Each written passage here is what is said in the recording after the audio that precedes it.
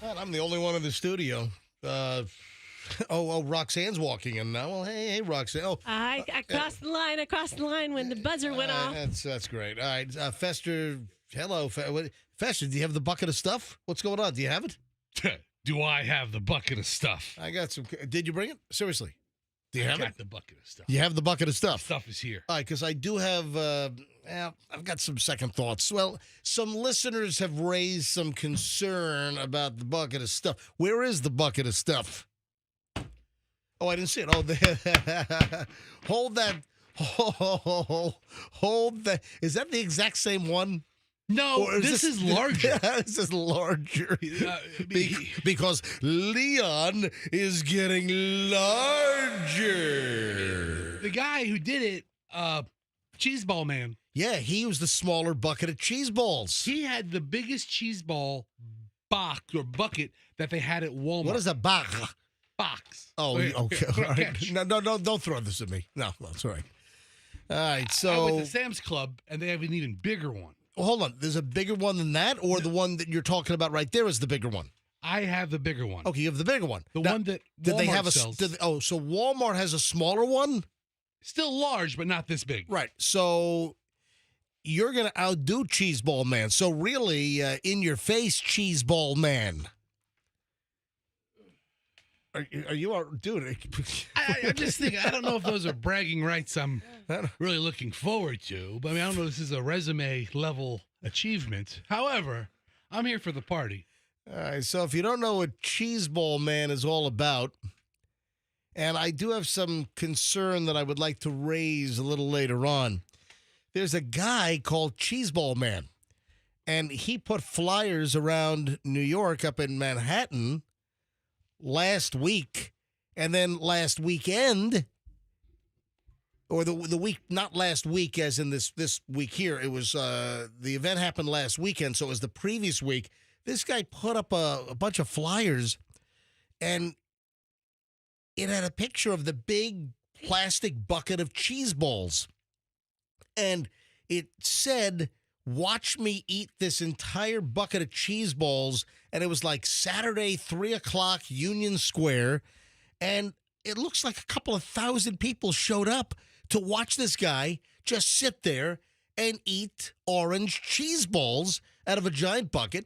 He had like a bank robber ski mask on that was bright orange, like the cheese ball dust.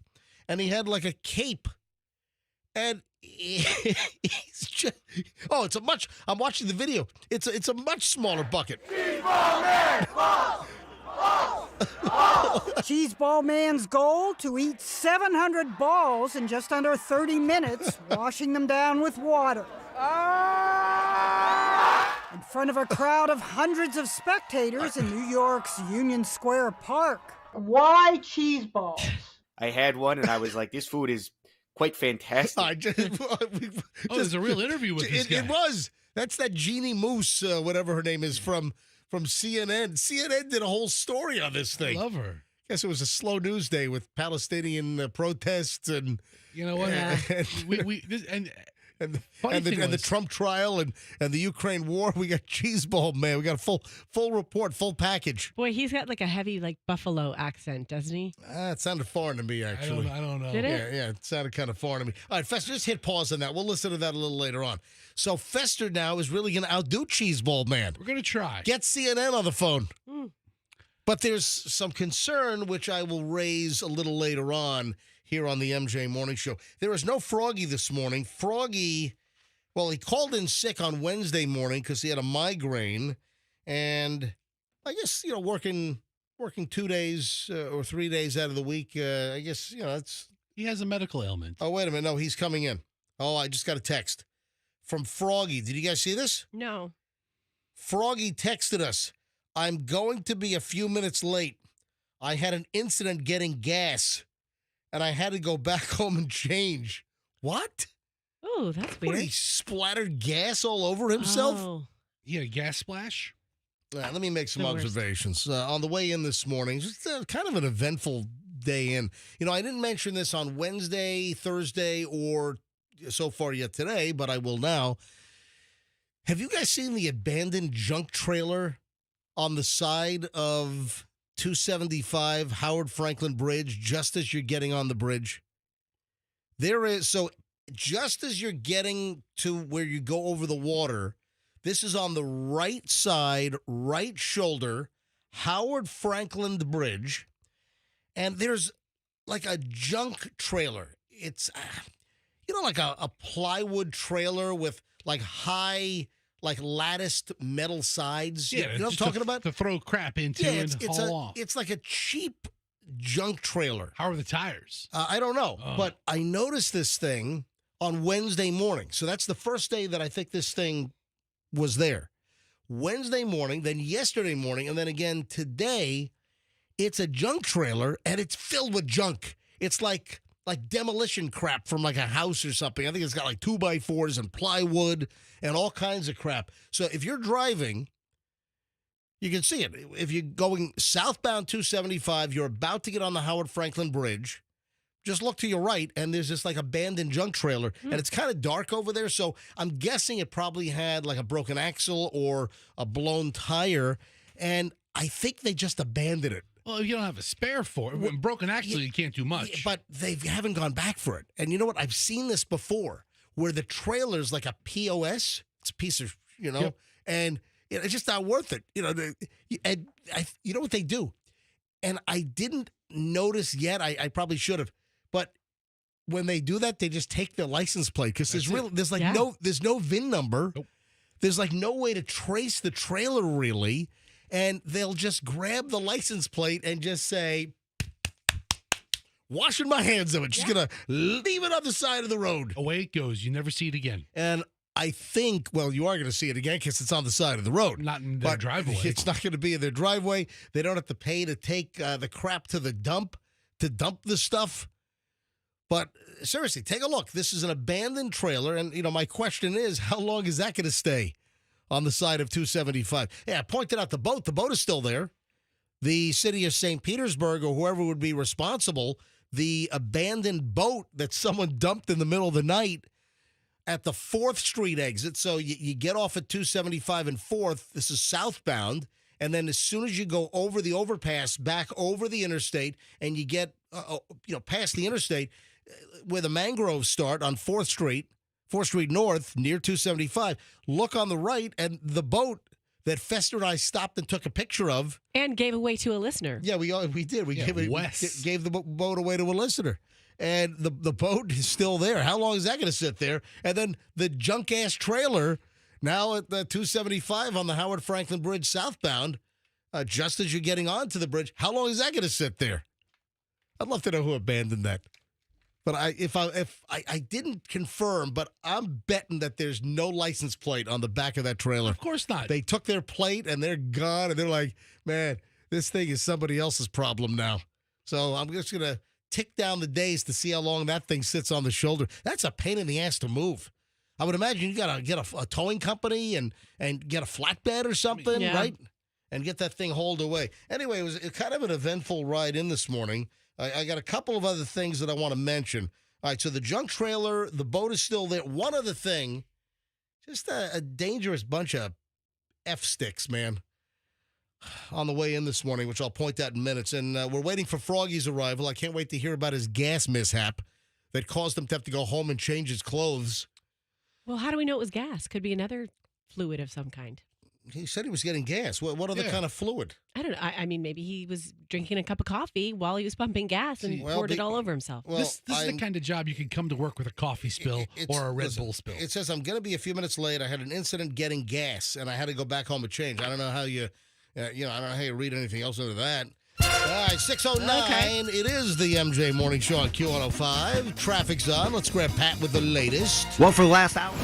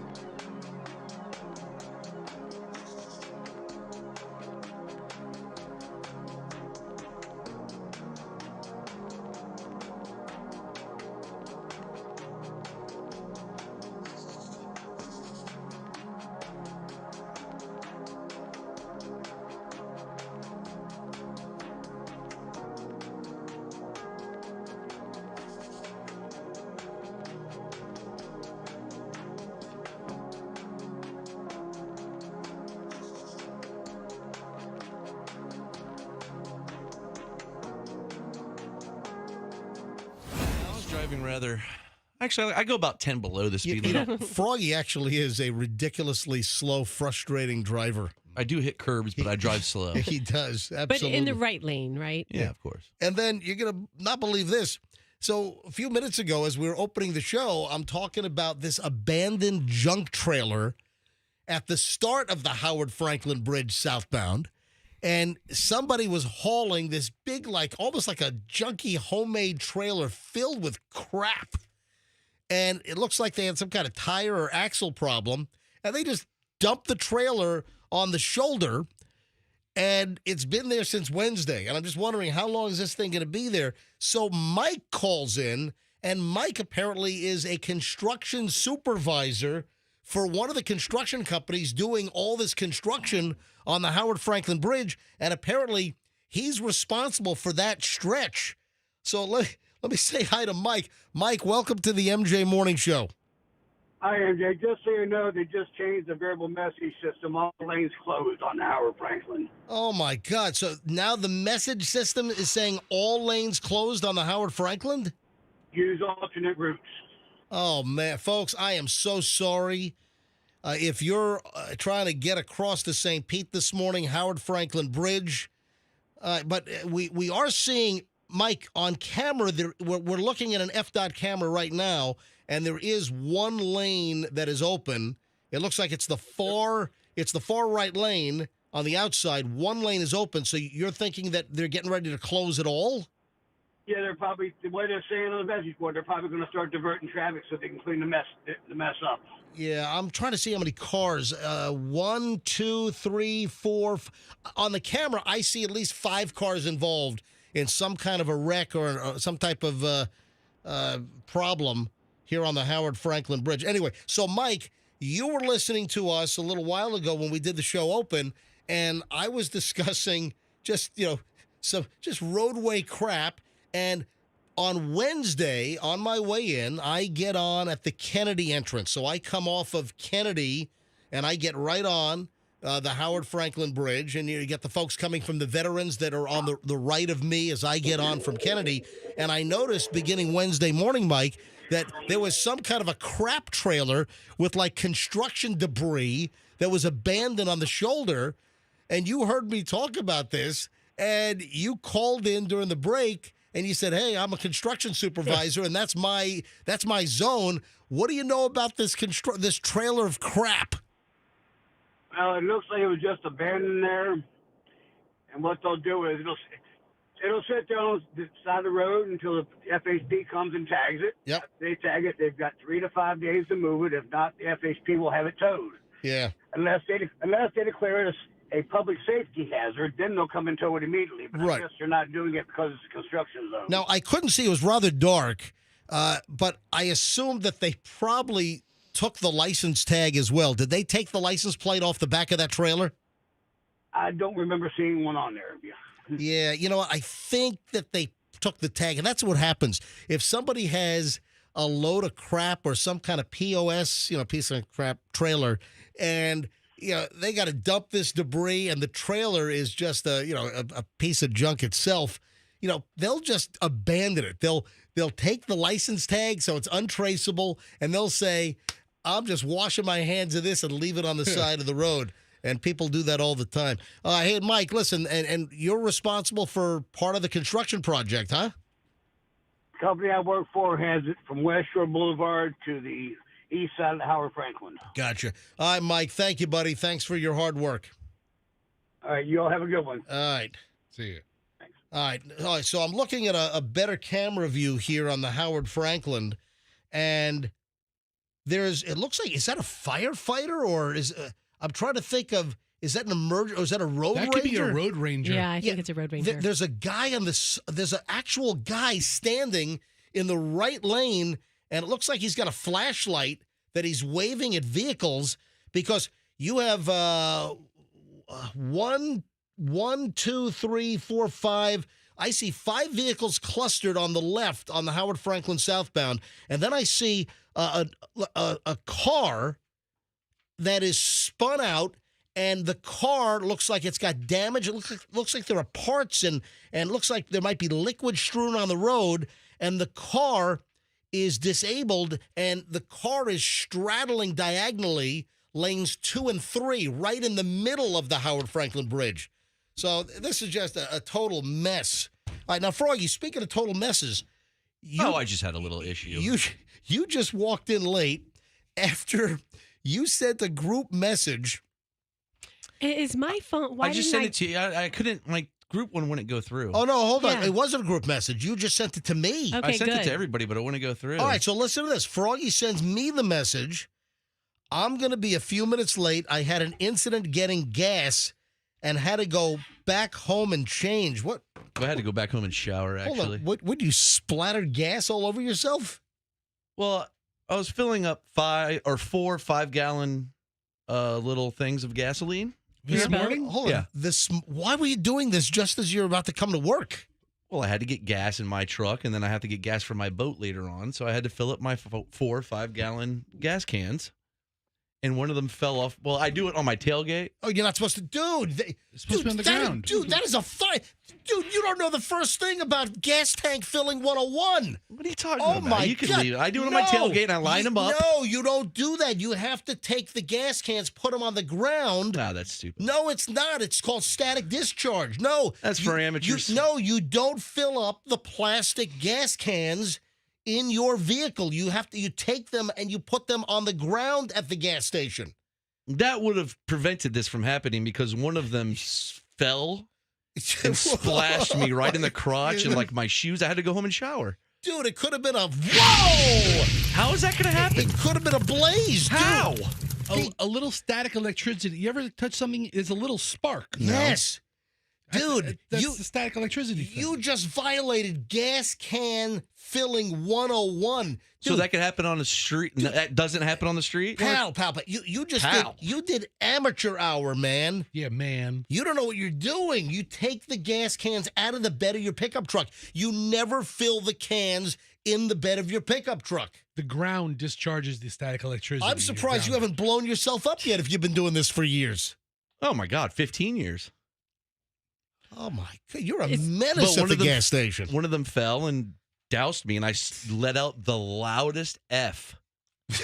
Like, guttural. Which gas station was this? It was the marathon on by my house.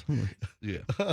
And I just go loud as hell. Everybody heard me, and I sat there and I go, "What am I going to do? What do I do?" All right, hang on. And then does your car stink now? Does Yes. your truck stink? Yeah, because Oh, I had to sit in man. it and drive home. Hang on, Steve the firefighter's on the phone. Sucks. Hey, Steve the firefighter, welcome to the MJ Morning Show. Hey, good morning, guys. How are you? Doing well. Go ahead. Yeah, so you're absolutely right. They have to be grounded on cement. If they're sitting on tailgate, you're absolutely a huge hazard. Oh, what do you know? Oh, what is Steve?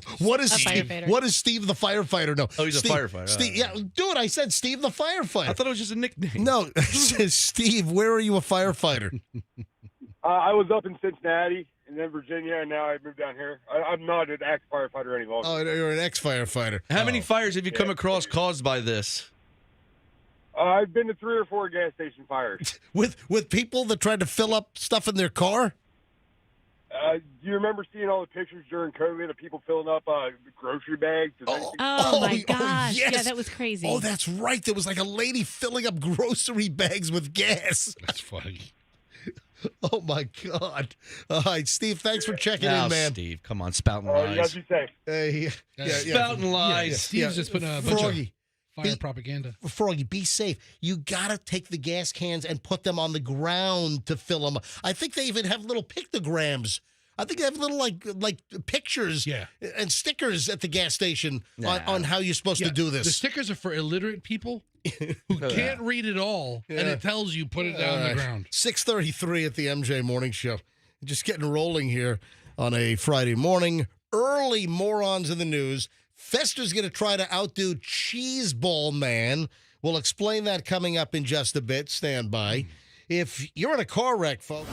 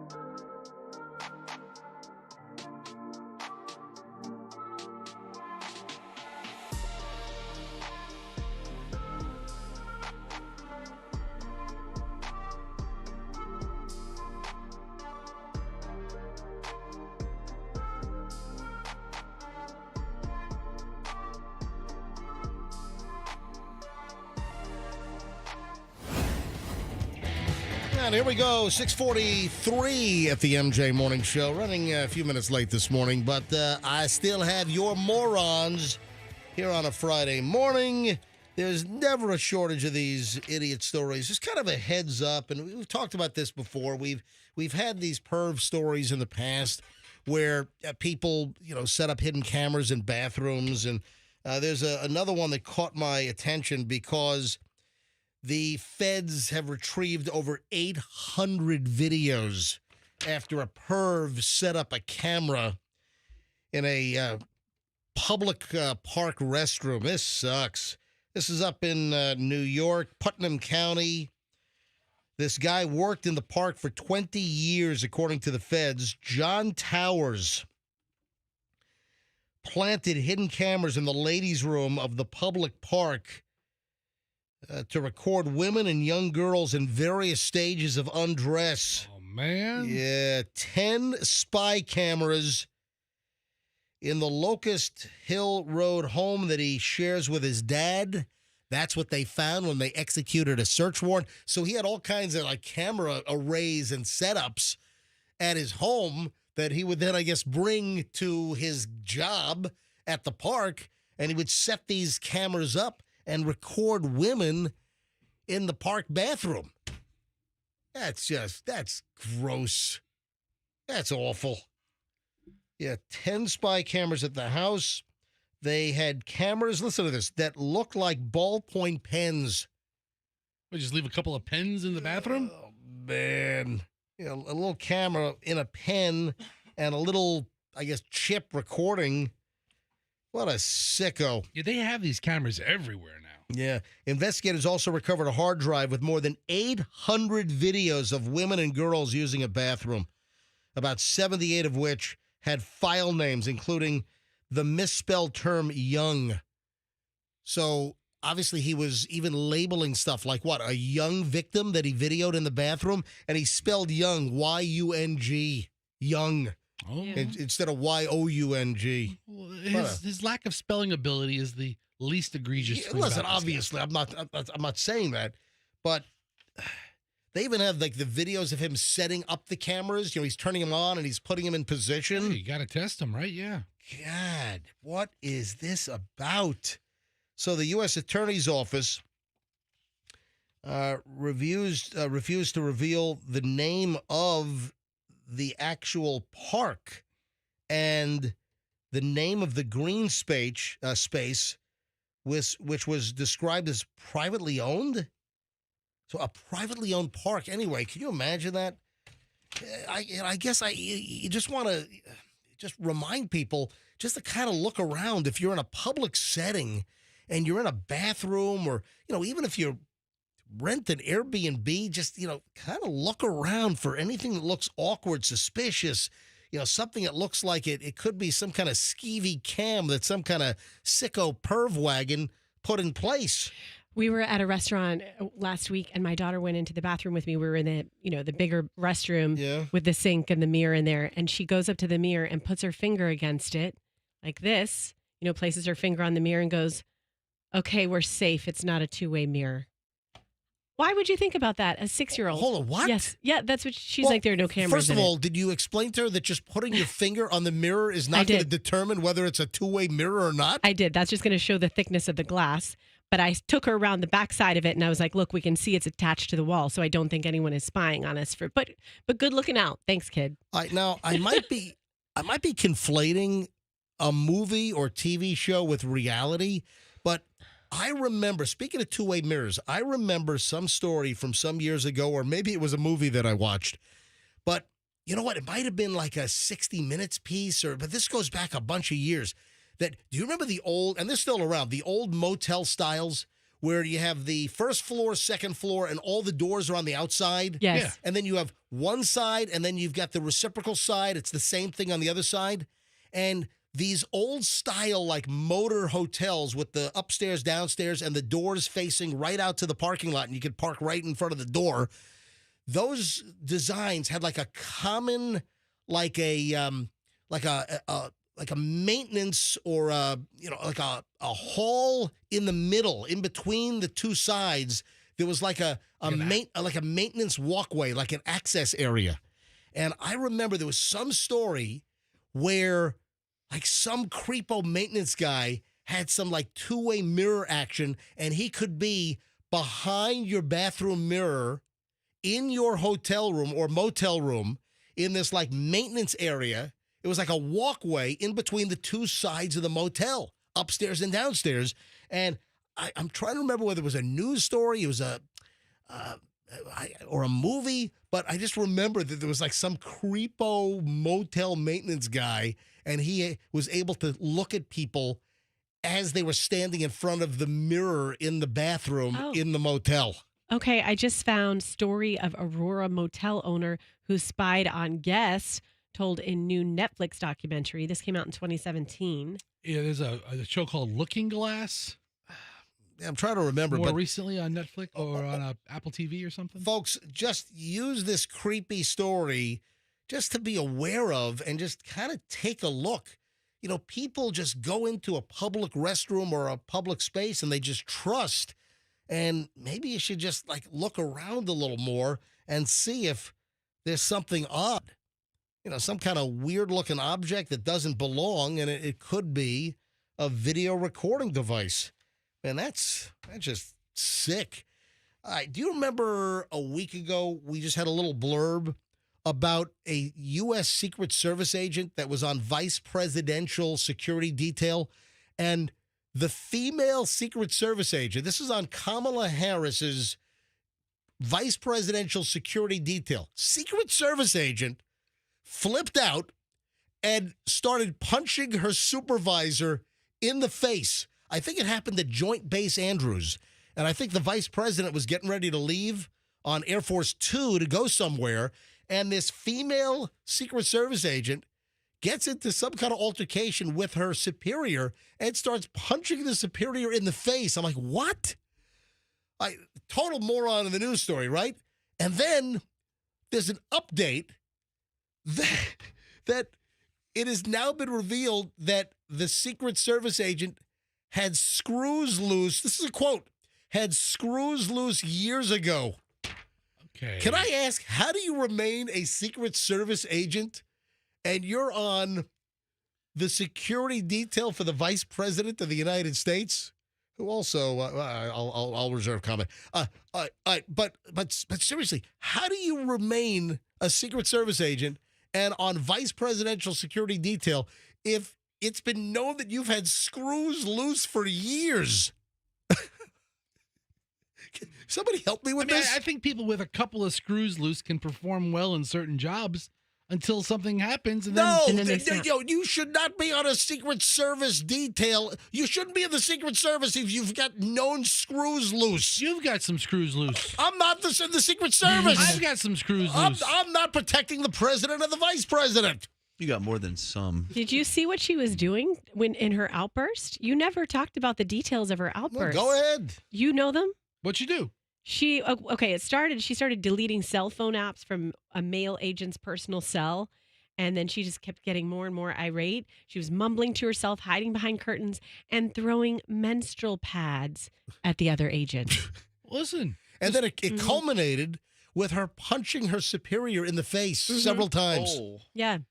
And said they're going to burn in hell and needed to listen to God. So she was having a bad day. No, I think it's more than just a bad day. Yeah. And then known that she had screws loose for years, how wasn't she washed out a long time ago? How wasn't she vetted from the beginning? I mean, it sounds like she might have been off medication. She sued the city of Dallas for $1 million? That's right. I saw that as well. So she previously sued the city of Dallas. She was, I think, a female. I think she was a police officer in Texas before she became a Secret Service agent, and she sued the city of Dallas for just a crazy story. How do you, through background checks, and how do you remain or even get hired as a Secret Service agent? And then certainly remain on the job. That makes no sense to me. 6:52, a little early, morons in the news here on the MJ Morning Show on Q105. The Fester Cheeseball Man Challenge. There are some concerns. Folks, if you don't know about the Fester Cheeseball Man Challenge this morning, we're going to fill you in on it the minute we get back here on the MJ Morning Show on Q105. Carpet time. Let's talk carpet.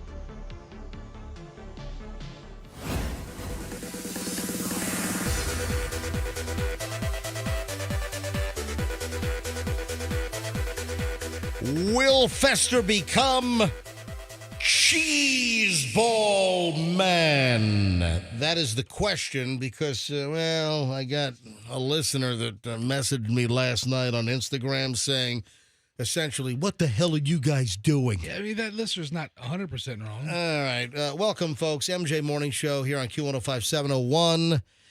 We got the Cash Kitty on the way in an hour. So it's now 7:01. Cash Kitty comes back at 8 a.m. Your chance to win $1,000. We'll give you the new keyword at 8 o'clock. Then you text it or you enter it on the app or our website for your chance to win $1,000 at 8 o'clock this morning. First one today. And then we'll do it again at 10 a.m. right after the MJ Morning Show, then noon, 3, and 5 p.m.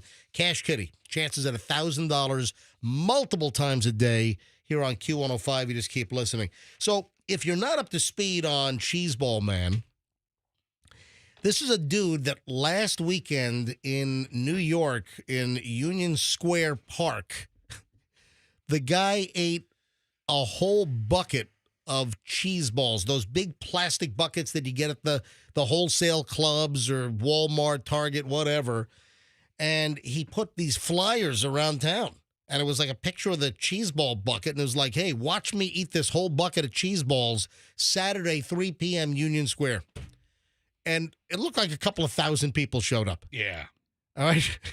There were a lot of people. Pretty crazy. Fester even found a CNN report on this. No, we're not going to play it now. We'll play it later if we decide to do this.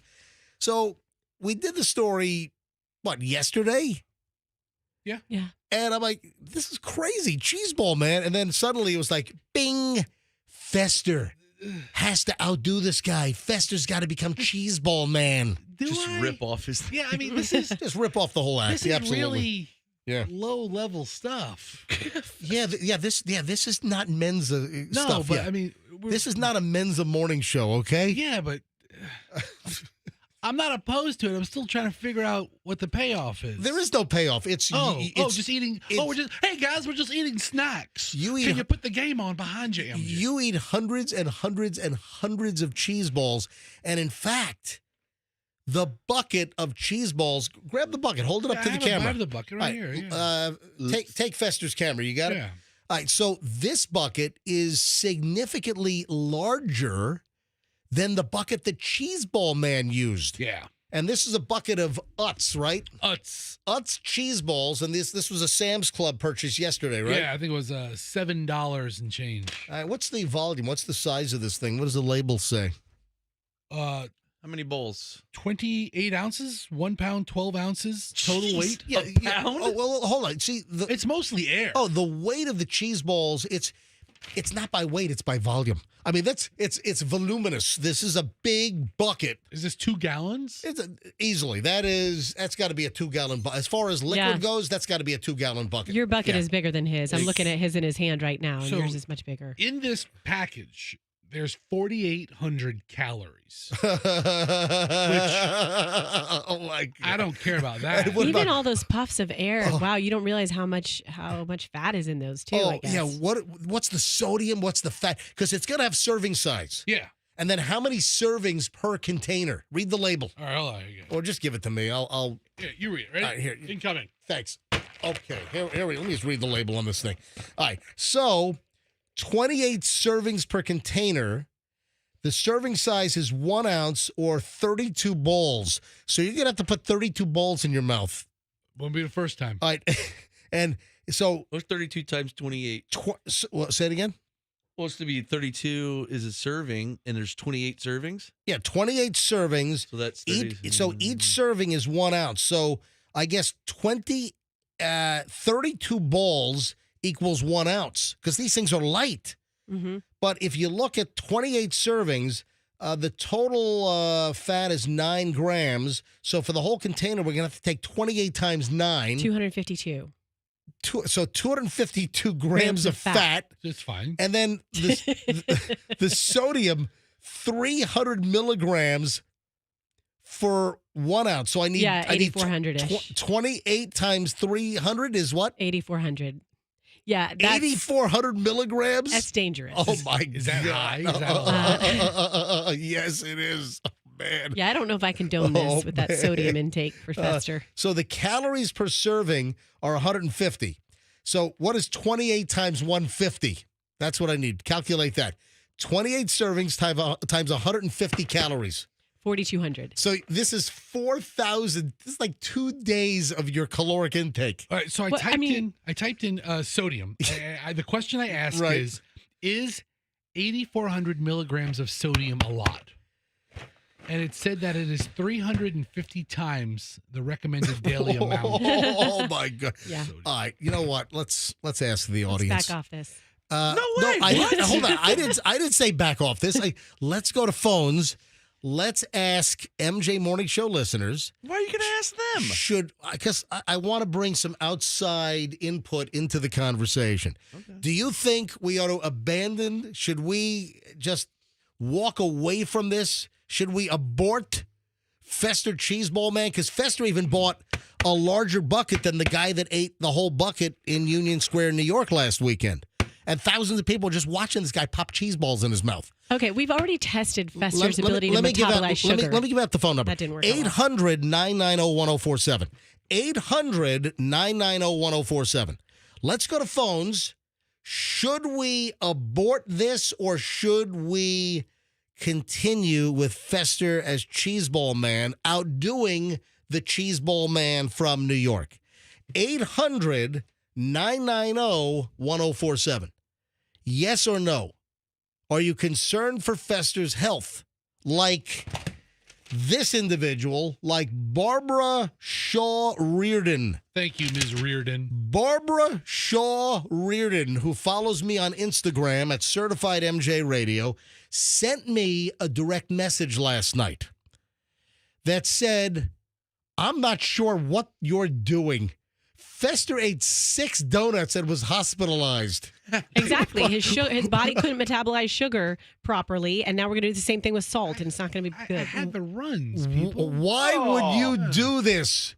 Because that's what we do. Do it yourself. That's a good point, too. She says do MJ it doesn't do anything himself. Yeah, MJ's all talk. MJ's all talk. Do it yourself. Relies on us to do everything. I can picture me eating these for an hour, just crunching over you as you're trying to do late morons in the news. All right, folks, should we abort this project, or do you want to see Fester eat 4,800 calories of these cheese balls, the giant bucket of Utz cheese balls? Should we go through with this, or should we abandon this for the sake of Fester's health? And then Fester, the whole donut thing, what this listener and IM DMer to me, or IG DMer, Barbara, she's suggesting that it was the donuts that put you in the hospital. We don't know that, right? I don't know that for sure. I do know that I was quickly dehydrated the next day with a bout of something. All right, folks, should we do this? Should Fester eat this giant bucket of cheese balls that I'm holding up to MJ TV right now? And, of course, you can watch MJ TV anytime you want. You just go to mjmorningshow.com, and on the top nav bar, you'll see MJ TV. Click on that, and you'll see all the options to watch us live or watch it later on. All right, 800-990-1047. Should Fester eat this massive bucket of cheese balls this morning? Yes or no? 800-990-1047. Enrique in Palmetto. Enrique, yes or no? No. And can you elaborate, Enrique? Why no? Well, I discourage anyone, healthy or not, from eating something excessively that's not good for them. And Fester, I mean, no offense, sir, but you're not in the best of health to begin with, so I don't think you should be doing that. None taken, Enrique. All right. So I genuinely care for you, man. I mean, I feel it. Enrique, do you care for all members of the morning show? What's that? Do you care for all of the members of the morning show, or is it just selective caring? We had a little thing a while ago, but I mean, like, I didn't take it personal. I mean, hold on. What do you mean we had a little thing a while ago? About the conjoined twins? Oh, he was mad about... I was mad about that, yeah. He was mad that we were talking about the conjoined twins. Oh, so you were angry at me, or you were angry at the whole show? Kind of you more specifically, but I'm over that. I mean, it's all under the bridge. Well, listen, not a grudge holder. I like that. I'm glad you can get angry at us and just move on and then keep listening. I appreciate that. All right, Enrique, I got you down as a no. Let's grab Mike in Lakeland. Mike, should Fester eat the entire bucket of cheese balls? Yes or no? He'll dry up like... Hold on a sec. Say it again. I had your phone down. Go ahead. I said no. He'll dry up like a slug, like pouring salt on a slug. Really? That's very graphic. Wow. I want to see that happen. All right, so Mike, I got you down as a no. I'll Thank dry you. up like a slug. I want to see that. Yeah, I mean, you're actually making it sound better, Mike. Yeah, usually it's blow up like a tick with the sodium intake, but I like your twist. That just opened up a line. 800-990-1047. Should Fester eat a ridiculous amount of calories, sodium, a couple of pounds of cheese balls here? Yes or no? Linda in Palm Harbor. Linda, you're on the MJ Morning Show. Yes, sir. I vote no. Oh, wow. This is 3 no votes in a row. If there are any yes votes, you better get in here quickly. 800-990-1047 is how you call up live right now and register your vote. Linda, why are you voting no for Fester eating the giant bucket of cheese balls from Sam's Club? There are a lot of ways to die. That is not one of them. Go out doing something fun. Ma'am, are you crying? No. She's laughing. It just sounded like you were crying. So you would like for me to... Linda essentially would like for me to kill myself in a more entertaining way than just eating table snacks. Isn't there a show or something called Ridiculous Ways to Die or something? Yeah. 1,000 Ways to Die? Was that what it was? Yeah, I used to love that show. I believe so. It used to be. Yes. All right. You are all much too sweet, much too entertaining to not exist. He's not going to die, ma'am. Linda, thank you for the call. All right, that is 3 no's in a row. That just opened up a line. 800-990-1047. Let's grab Eric in Tampa. Eric, MJ Morning Show, you're on. Cheese balls, yes or no? No, do not do it, Fester. You guys are a bunch of killjoys. Why not? All right, Eric, why not? It's high in calories. Yeah, damn High right. in fat. It's high in sodium. It's high in everything. Oh. And everything. And all these things can contribute to your weight gain. Well, we know your weight is up there already. Yes. Which is fine.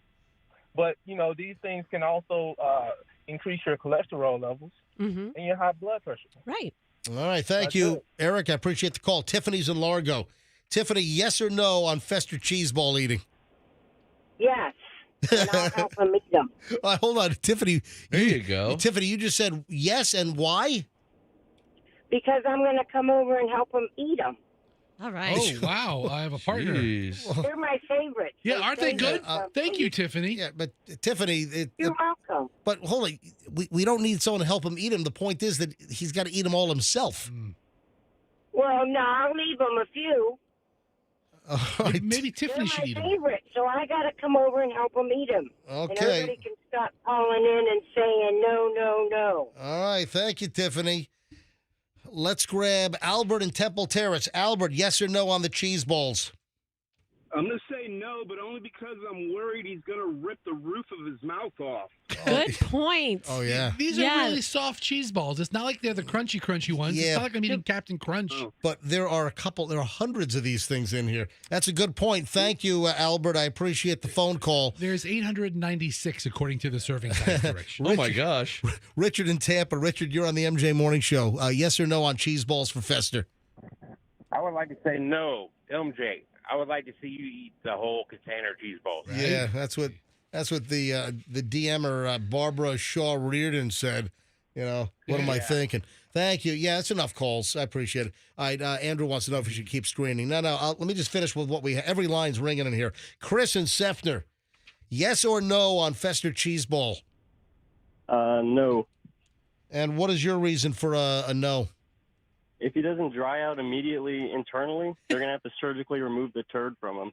Oh, it's going to stop me up? Is that what you're saying? Oh, my God. Oh, my God. Like impacted. How did Cheeseball Man do this? Oh, my God. I mean, he didn't feel well afterwards. He said he almost threw up. All right, Kevin in Riverview. Kevin, you're on the MJ Morning Show. Hello. I think you should eat them. So, Kevin, why should Fester eat the bucket of cheese balls? Oh, yeah, he's going to poop orange for about 2 days. All right. Thank you, Kevin. All right.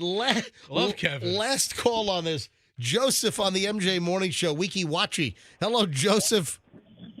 Hello. Yes or no on Fester eating the bucket of cheese balls? I think Fester should eat the cheese ball. Yes. Why, Joseph? Because he likes to eat. Okay. Yeah, yes, he does. That's quite the. Yes, he does. There you go. That's the the best point. I like to do a lot of things. I just took 10 calls. We just took 10 calls in a row, and 7 say no, 3 say yes. Screw that. Fester, I'm going to let you. I'm not. No pressure. No pressure. I'm going to let you make the decision. That's not how this works around here. Listen. Guess what? For this, and I'm sure it sounds like your text messages are blowing up as well. All right, hold on. Hold on to that thought. When we get back, we start an hour and 20 minutes of nonstop MJ. The conspiracy theories are rolling.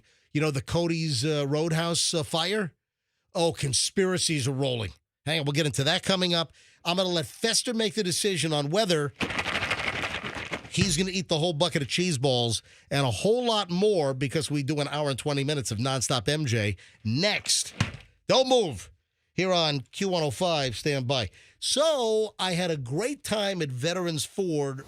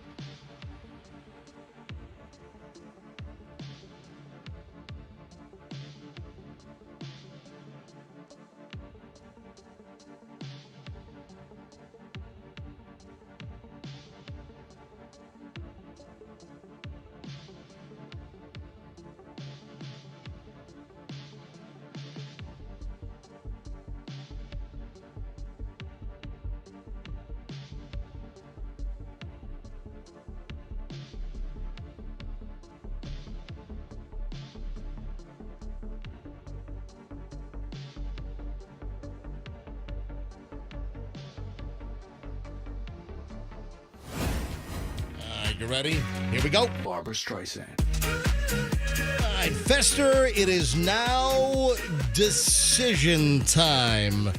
Welcome, folks. This is the MJ Morning Show on Q105. By the way, Howard Franklin Bridge, still a mess. One lane getting by. Looked like 6 or 7 cars involved. You had a couple like sideways. Just a mess. Howard Franklin Bridge. This happened just a little after 6 o'clock. And Froggy was a little late this morning. He must have just missed this debacle. Traffic is backed up to Dale Mabry on 275. That sucks buckets. I'm telling you, right? Friday, this is the last thing you need. Son, can't people just drive? What the? Just drive and stop wrecking, for crying out loud. Anyway, so I'm sorry for your delays this morning, but Howard Franklin, hold on, Pat's rolling in now. Oh, yes, Pat, our traffic guy. Right when you were saying that, They opened another lane. So 2 lanes closed, 2 lanes open, back up all the way back to Dale Mabry. Yeah, I mean, like, okay, great. So 2 lanes are open up. So it's half the suck right now. Or if you got 4 lanes, so it's 25% less suck now. So now you got. It's just a mess. I mean, it's still terrible. There's all the merging and it's a hassle. Just an absolute pain in the arse, and backed up. Can you imagine Howard Franklin backed up to Dale Mabry? Anyway, all right, Fester, it is decision time because I am going to leave this in your hands. I'm not going to force anything. You know what? I might be getting a little softer. As I get a little older, I might be getting a little softer here. I don't know. So, folks, the big question is, Fester did take the time to go to Sam's Club yesterday to try to outdo Cheeseball Man and eat an even bigger bucket of cheese balls, the entire bucket. And you'll be able to watch Fester on MJ TV whenever his camera's selected. So, Fester, I need to know right now your decision. Do you want to embark on eating What did we say? How many calories? Like 5,000 calories. 5,000 calories. So 8,400 milligrams of sodium. Yes. A pound, almost 2 pounds of actual bulk. Yeah. All right. So yes or no? You gonna eat the balls or not? It's so much more than will I eat the balls? Yes or no? Because one, I think this whole thing is terribly unfunny as well. Yeah. I mean, but I never said it was going to be funny. Yeah, well, then why would we do it? Yeah, that's how we do things around here. Okay, everybody, we're going to do something. If you thought that wasn't funny, wait till you hear Fester eat the Cheetos. Because you had a guy in New York, Okay, great. a dude in New York, put up flyers around Manhattan with a bucket of cheese balls. Watch me eat this entire bucket. 3 p.m. Saturday, Union Square. Couple of thousand people showed up. So what? Give me the CNN report. I have another video of a guy putting a mason jar inside of himself. We're not going to do that. Yeah. What? Just because somebody does remember something. that one. Yeah. What are you talking Just about? because somebody does something. I got to find it again. What you close? Why do you? It's called One Guy, One Jar. Yeah. All right, stop. Stop it. MJ, just because somebody does something doesn't mean we should do it too. We're the reactionary morning show. We're going to do what somebody else did 3 days later. Play the video. Let's go. It's What we always do. Yeah. It's probably going to be a commercial on this thing. Why do you close windows?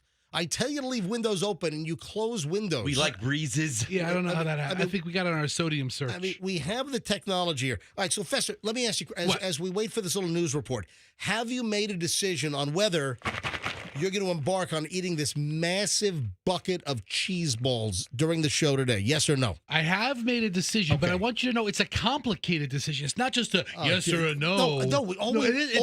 All I need is a yes or a no. That's what we need. Here, listen. Crowd cheer on the Caped Crusader of cheese balls. Cheeseball man! Cheeseball man! Oh my God.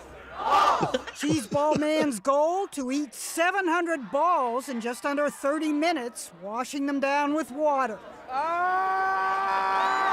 In front of a crowd of hundreds of spectators in New York's Union Square Park. Why cheese balls? I had one and I was like, this food is quite fantastic. But this was not so much a food-eating challenge as it was the creation of an absurd and anonymous superhero with cheesy hands. This was your destiny! I had to do it, so many people were counting on me. So despite hurling up in my mouth a little bit, I kept it down and I made the people proud, I think. But if not, sorry.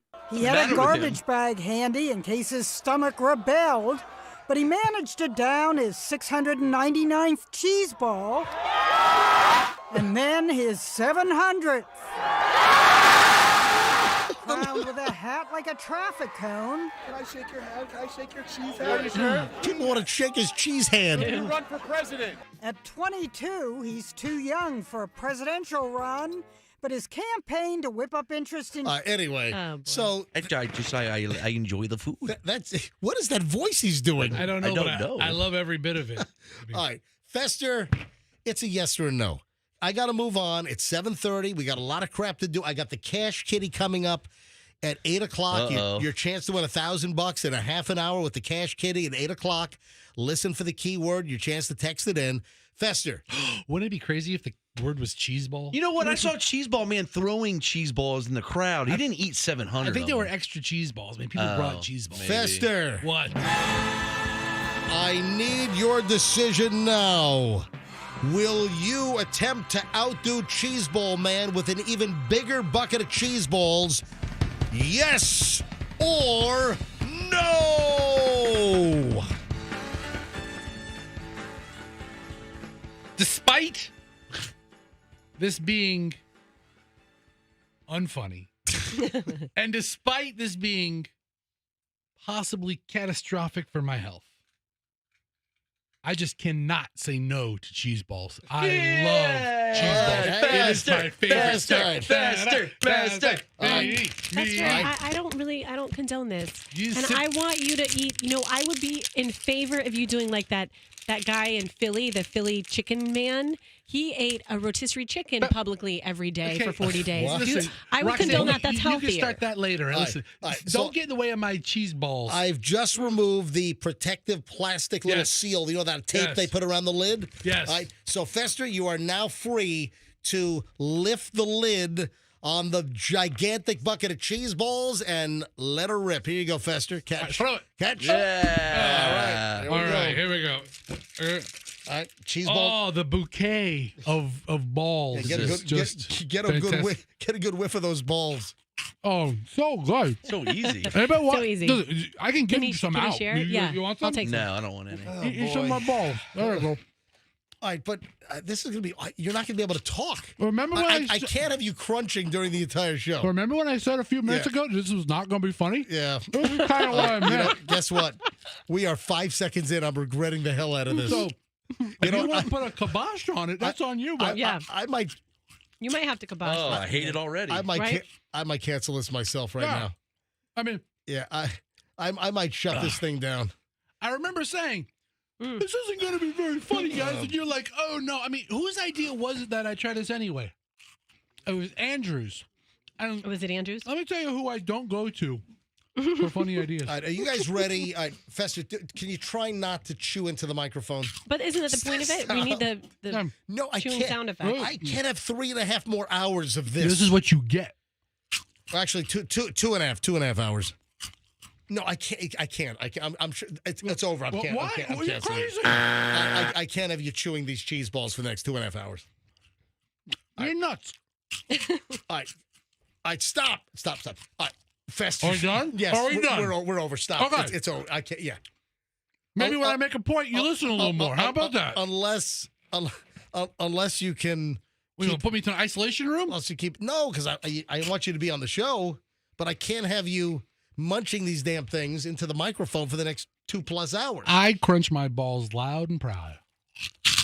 I'm sorry. All right. Just stop for a minute. Just stop. Stop. I got finish in my He's mouth. got 2 balls in his mouth now. All right. Stop. Right. There's a conspiracy already brewing regarding the Cody's original Roadhouse fire. Now, yesterday morning, we were talking about this.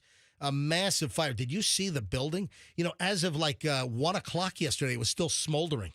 I had people driving by, sending me pictures, DMing me pictures on my Instagram at Certified MJ Radio, and people were saying it was still smoldering. It is a total wreck. They have to bulldoze the place because it's structurally unsound now.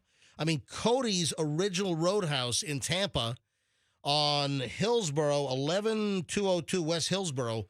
And unbelievably, Fester was planning a get-together with Froggy and Roxanne and all their kids because it was Tuesday Kids Eat Free night. Yeah.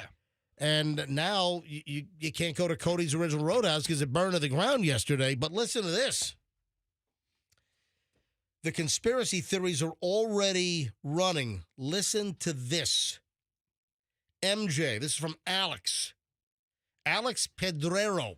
Alex writes, MJ, I find it suspicious that 2 restaurants burned on Hillsborough Avenue, both total losses. If you remember, the Wing House. The Wing House burned down first, and now this one. And he even pointed out it was still smoking at 12:30 this afternoon when I drove by. And tell Fester it did smell delicious. Yeah, about to say, of course it would smell You delicious. had all kinds of food in there. The Steaks, the yeah. fajitas. Anyway, listen, I feel terrible for all the employees at Cody's Roadhouse. The owners, is that like a corporate-owned store? Is it a franchise? Are they local owners? I don't know. I don't know the model. Yeah. Hey, listen, by any chance, if you worked at this Cody's, original Roadhouse that burned down yesterday, or if you're connected to management, could you call us up, please? I mean, what can we do? Is there anything we can do to help? Yeah, you can loan them $20,000. I mean, what are you going to do? No, I mean, maybe we can help find jobs for some of the employees, because this place is not coming back anytime soon. All right, 800-990-1047. Anyone that worked for Cody's original Roadhouse or had connections, management, ownership, if anyone's listening, call us right now, 800-990-1047. 800-990-1047. Do you think there's any kind of merit to Alex saying he finds it suspicious that the Wing House burned to the ground and they didn't reopen, right? I don't know. I don't think the Wing House ever reopened on Hillsborough. Froggy, it's right in your neck of the woods. No, they never did. Yeah, they never reopened. So the conspiracy theories are flying here. I mean, what is this, like a suggestion of restaurant eco-terrorism or something? Or I don't know. I mean, the restaurants are, what, 4 or 5 miles apart? They're not right next to each other. I never said they're right next to each other. But so 2 restaurants burn in 2 years on the same road? Yeah, I don't see. That's a stretch. Yeah, I don't see that. I don't see what's connected there.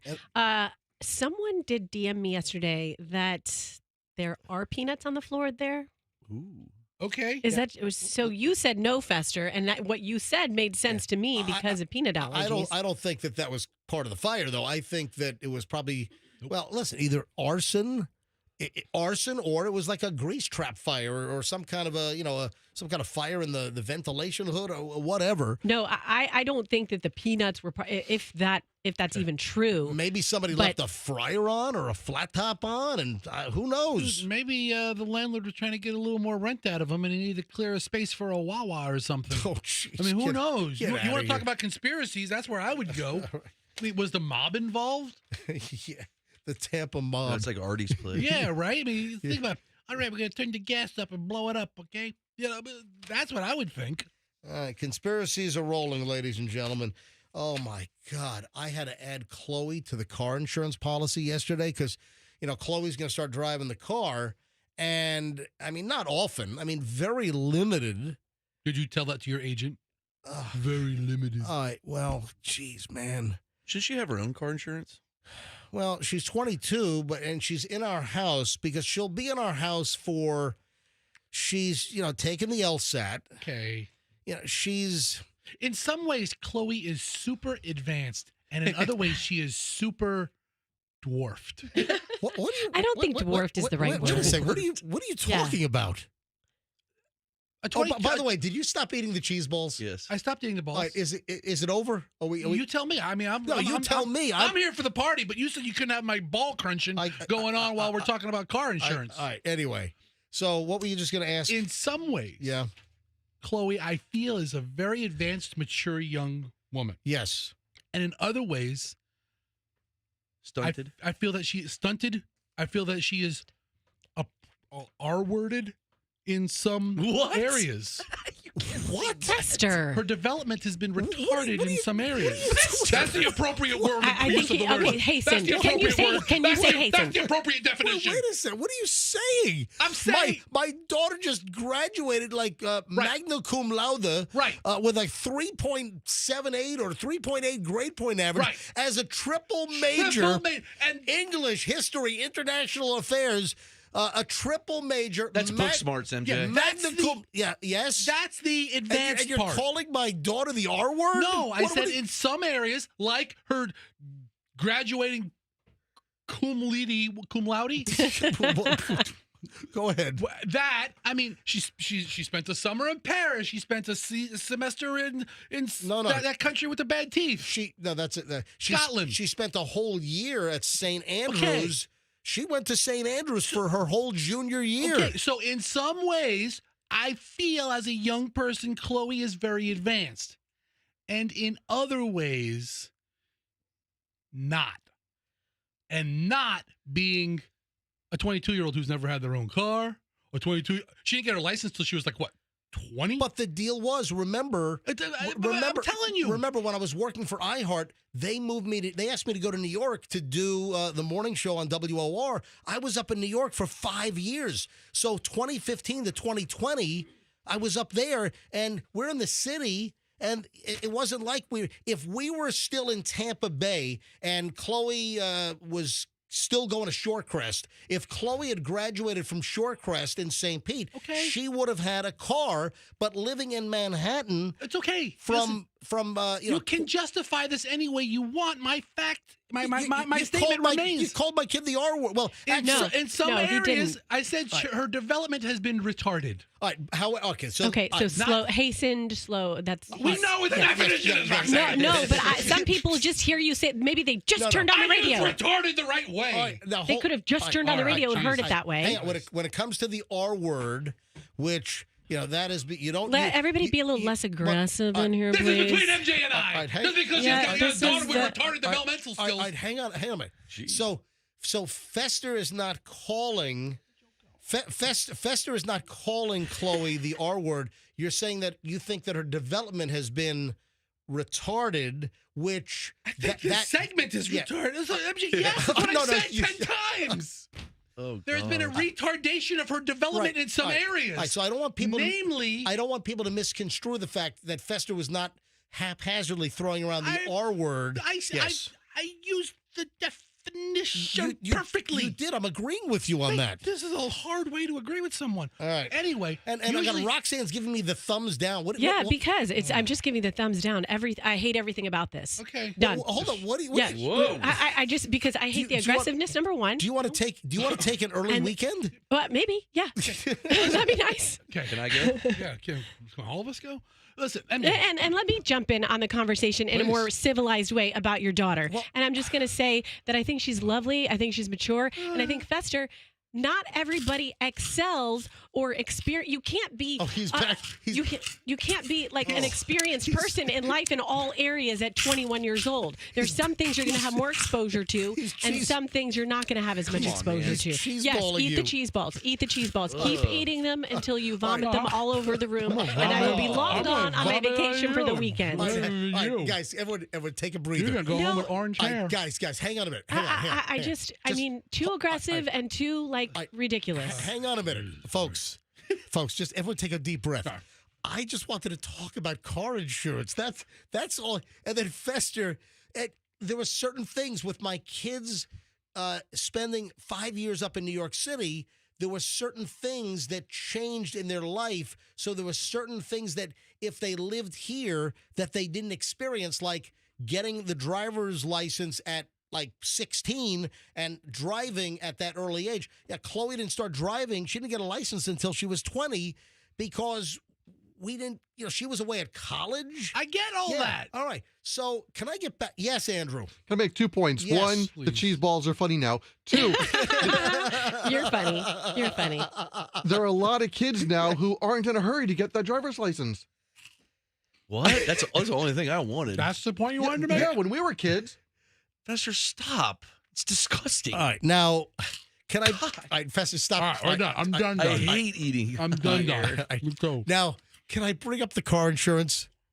So I called the car insurance company yesterday, and we've got a really good car insurance company. Michelle's family is a military family. You can draw whatever you want. So I call the car insurance to add Chloe to the policy since Chloe's home and Chloe's going to start driving a little bit. Do you know how much to add Chloe? She's not 16. She's not 17. Chloe is 22. Do you know how much? We're going to play the mountain climber game on this. Do you know how much it cost for me to add Chloe to the car insurance instead of every 6 months? Let's go with a year. Do you know how much a year just to add Chloe, an occasional driver, how much money extra my car insurance is going up per year? Roxanne, would you like to guess how much do you think my car insurance is going up a year by adding Chloe to the car insurance policy? And I'm telling you right now, there are moms and dads that are going to sympathize with this, all over the place. I'm going to guess $3,000. Oh, my God. She'll never get the concept of the game. You just don't get the... Yeah. So always goes over. I'm sorry. Game's over. How much? How much? Then keep playing with your under 3,000. How much is your monthly car insurance bill anyway? You have one car on this policy. Right. So it's a reasonably adequate car. Oh, it's a good car. It's an X5. Yeah. But you're not driving, It's the Beast X5 as well. Yeah. So my car insurance is $3,800 a year. It used to be $1,500. And as most people know that are listening, car insurance is like doubled. Florida is one of the states where we're taking it right up the keister with the gear shift knob. I mean, we're getting hosed with insurance. It's homeowners insurance. It's car insurance. We are getting just absolutely keistered with insurance in the state of Florida. So my car, which it's not a cheap car, and it's in that they rate cars according to the letter system, like Like I think my car is like it's Z rating is like the most expensive. Yeah, I think, tires, huh? No, it's not. Well, tires too. But with insurance, you've got like the letter grading, and Z is like the most expensive, like the worst category, I think. And it's not quite there, but I think it's like an X or a Y category. So I'm paying $3,800 a year, like $3,895 for car insurance without Chloe. Added Chloe to the policy yesterday. My car insurance for Chloe to be an occasional driver. I mean, like, hey, Dad, I'm going to take the car and drive up to Extreme Juice on Dale Mabry and get a smoothie. Do you want one? An occasional driver, because I'm not getting her a car just yet. We're getting by with one car we have. Car insurance with Chloe added yesterday, up $2,000 a year. $2,000 a year for Chloe to be added as an occasional driver. Roxanne was pretty close. Their guess. Well, 3,000. I mean, what's 1,000 to you, MJ?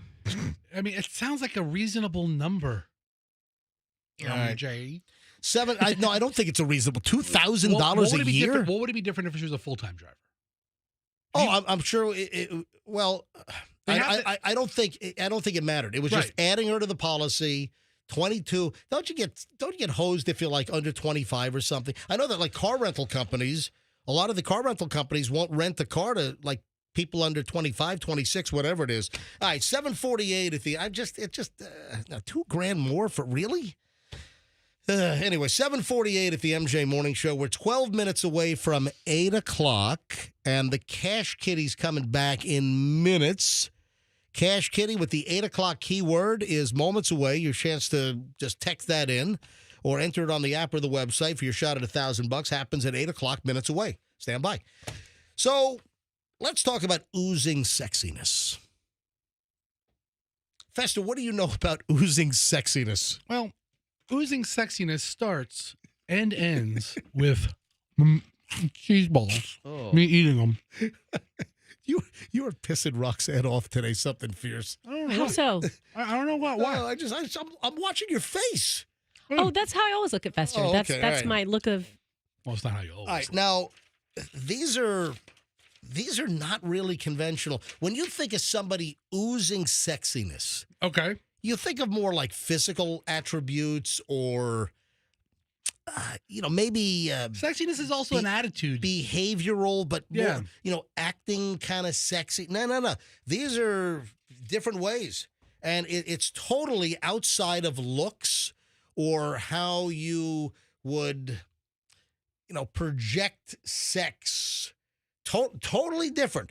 So these are 6 ways of oozing sexiness that are just outside the box. These are like non-conventional, what most people would gravitate to if you ask the question, how does somebody ooze sexiness? And number 1 is confidence. Roxanne, do you believe that somebody with just an extreme amount of confidence that oozes sexiness? Oh yeah, I have this one girlfriend, and she is beautiful. She's gorgeous. But she has this confidence about her that she's like going to bully you into thinking she is the hottest girl on the planet. And you think that because she's so confident and, sexy. Yeah, confidence is very sexy for men and women. Now I'm giving a female example. It applies for men as well. All right. Number 2, harnessing your energy and be engaging. So the energy you project, and this is, I'm looking at you, Roxanne, because you're into all like the aura, the energy, the force field. Yeah. Tell me more. The mojo, right? The whole thing here. But the energy you project. Yeah, I'm very into unspoken energies in the room and dynamics. You got it. Continue. Is mojo part of the equation? And poltergeist. Yeah, okay. And poltergeist. So it's about being engaging, being interested in the other person, making others feel important. So engaging energy. Do you agree? Yes, I do agree. Sometimes you see that when you meet like celebrities and stuff, and they're like, how are you doing? And you're thinking to yourself, you don't care about, why would you care about me? I'm, whatever. But the fact that they're so into eye contact, paying attention. They always said that about Bill Clinton. They said he had this kind of charisma and attention to people that made him so attractive because he was so interested in you. Now, that's also a trait for like a narcissist, but it can also be just a sign, sign of confidence. Yes, exactly. All right, confidence, engaging, those are the first two. The next is use of body language, how to ooze sexiness. I'm big into that. It's using body language, nonverbal cues can be more effective than verbal cues. Oh, yeah. Like a crotch chop? Yeah. Hi. So sexy when you do that, Froggy. Yeah. And I scream, suck it. Nothing like a ruptured testes or something, you know? All right. Stay calm.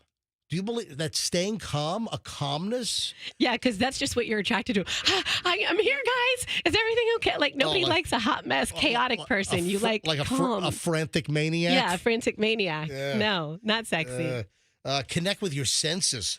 So practice mindfulness, exude sexiness by connecting with your body and your senses. Putting sexual pleasure aside for a moment, something seductive in a person reveals that simply being alive and using their senses. Is that just being like self-aware or awareness is sexiness? And maybe it sounds like being in the moment and being aware of what. If you're aware of what's happening, then you're aware of what, from a sensorial standpoint, then you're aware of what the other person is experiencing. And then finally, be yourself. Authentic. Be yourself. Yeah. What is that, Froggy? Be yourself. Is that, it's from a movie. Is it really? Just Friends. With a Muppet movie? Yeah. Sounds like a Muppet song. It does. Sounds like Kermit the Frog. Be yourself. Be yourself. Easy, Be yourself. Yeah, be yourself. Kermit the Frog. Be yourself. It's good to be yourself. I love Miss Piggy because she's herself. Yeah. I do a good Kermit. All right, so there you go. 6 ways that you can ooze sexiness, and it's totally different than the sexiness oozing that most people would think of. Got a question. Somehow this came up earlier in the week. I don't know if we spent a lot of time on it. I know that we mentioned the Nude cruise that's going to be sailing out of Tampa. I mentioned it when you were kicking around vacation ideas. Ah, that's right. So there was a story that popped up earlier this week, and it's a 10-day nude cruise that's going to go to the Bahamas, Puerto Rico, St. Martin, Dominica, Martinique, and St. Lucia. You know, they ought to go to Haiti. Dude, I was on a cruise once. I went to Haiti. Yeah, it's very serene this time of year right here. It's very hot. Haiti. Not recently. Yeah. It was hotter than Haiti. Yeah. What year was that? Like 2005. Okay. All right, so a 10-day Caribbean voyage, and it's going to leave from Tampa. And what's the date on this? I guess it's next. It's February 3rd to February 14th. That's good weather to be naked in the Caribbean. All right. So it's going to be the Norwegian peel. That's the as in peel off your clothes. It's seriously. It's actually PEAL. The Norwegian peel. Should be the Norwegian peen. Can I ask, who the hell named the ship the Peel? What does that mean? Yeah. Is that Norwegian for something? I mean, peel off your clothes makes the most sense. But there's a reason why I'm bringing this thing up.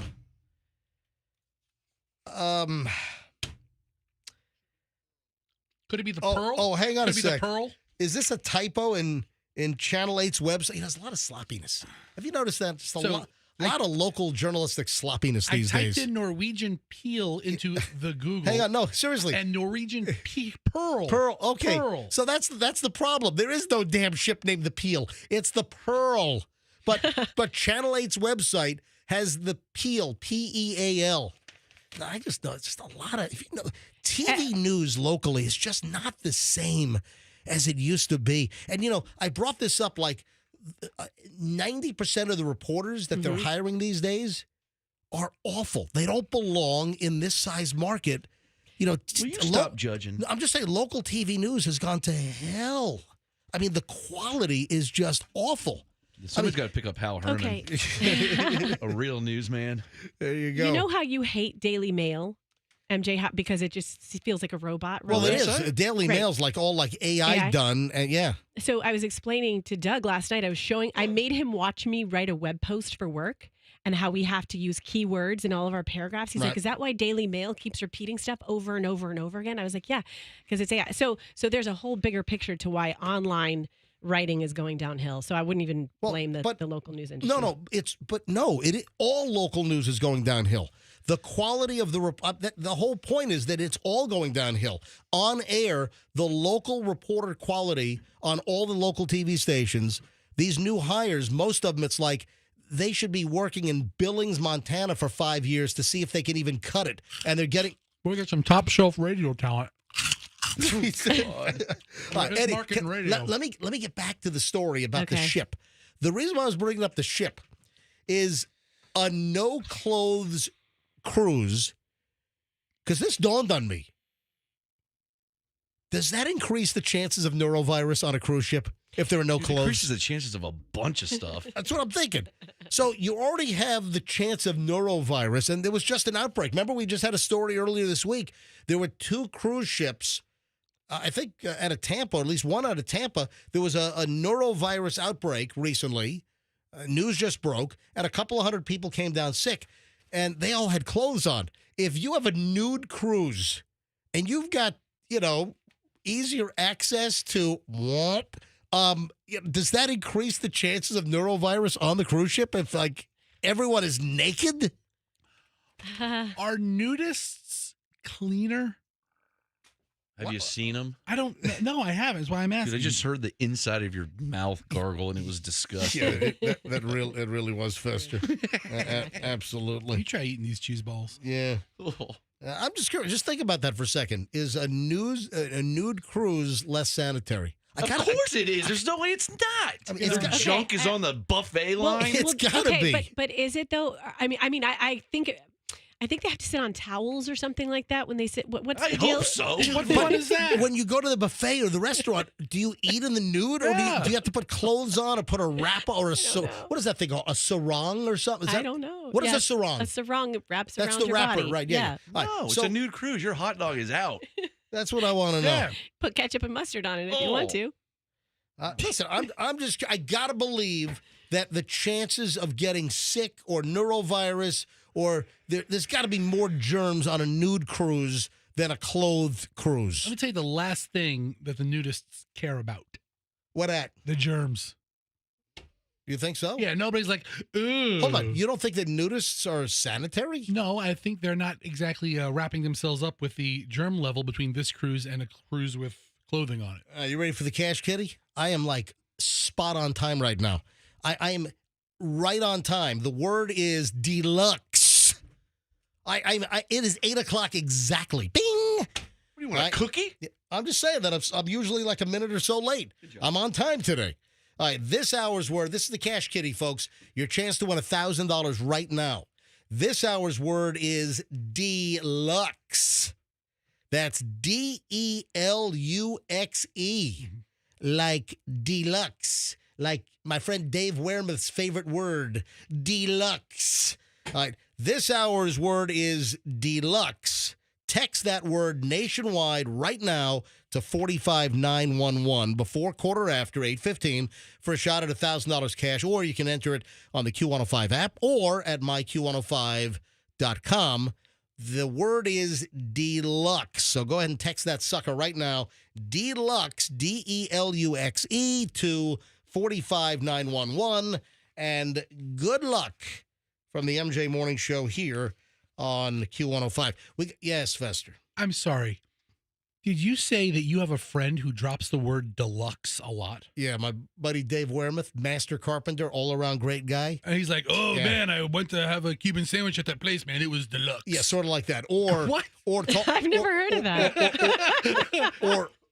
Or talking about, let's say, like a piece of furniture or a trim level that's above on a product. He will say, man, that is deluxe. Loves, since I've known him, has loved the word deluxe. What if Michelle's wearing a nice dress? That's deluxe. Okay. Absolutely. All right. You know, he's a master carpenter and did a lot of work in my house. And he would say, hey, listen, I propose doing this to the bookshelf because it'll look deluxe. Exactly. So, hey, folks, you know, start using deluxe a little more in your vocabulary, all right? Let's make it a trend. Yeah, exactly. Let's have deluxe trending everywhere, all right? Sweeping the nation. Thanks to your friends. Deluxe is sweeping the nation. There's legitimately an underappreciation for the word deluxe just in daily conversation. Oh, there absolutely is. Yes. Yeah, hands down, 100%. So thanks to my buddy Dave Wehrmuth, master carpenter extraordinaire, totally deluxe work. Deluxe. Let's start trending the word deluxe. You know what? Hashtag deluxe. Whatever you do it, just hashtag deluxe it and everywhere. Yeah. You know, maybe you're talking about neurovirus on a cruise ship. Hashtag deluxe. All right. We got to get into Britney Spears. You know, how coincidental is it that we had a story earlier this week about the concern is that Britney Spears is starting to unravel and melt down again. And now we've got Britney Spears with some kind of an incident at the Chateau Marmont on Sunset Boulevard in Hollywood. Do we have heads or tails on this story yet? Do we know what the hell's going on? Because she's like screaming fake news. This is what happened. And then she posted this whole fake news dissertation on her Instagram with a statement, blah, blah, blah. But listen to this. Britney Spears' friends concerned after fight with bad news boyfriend Paul Richard Solis. She has a new boyfriend already? I don't know. Anyway, this is page 6. TMZ's all over this as well.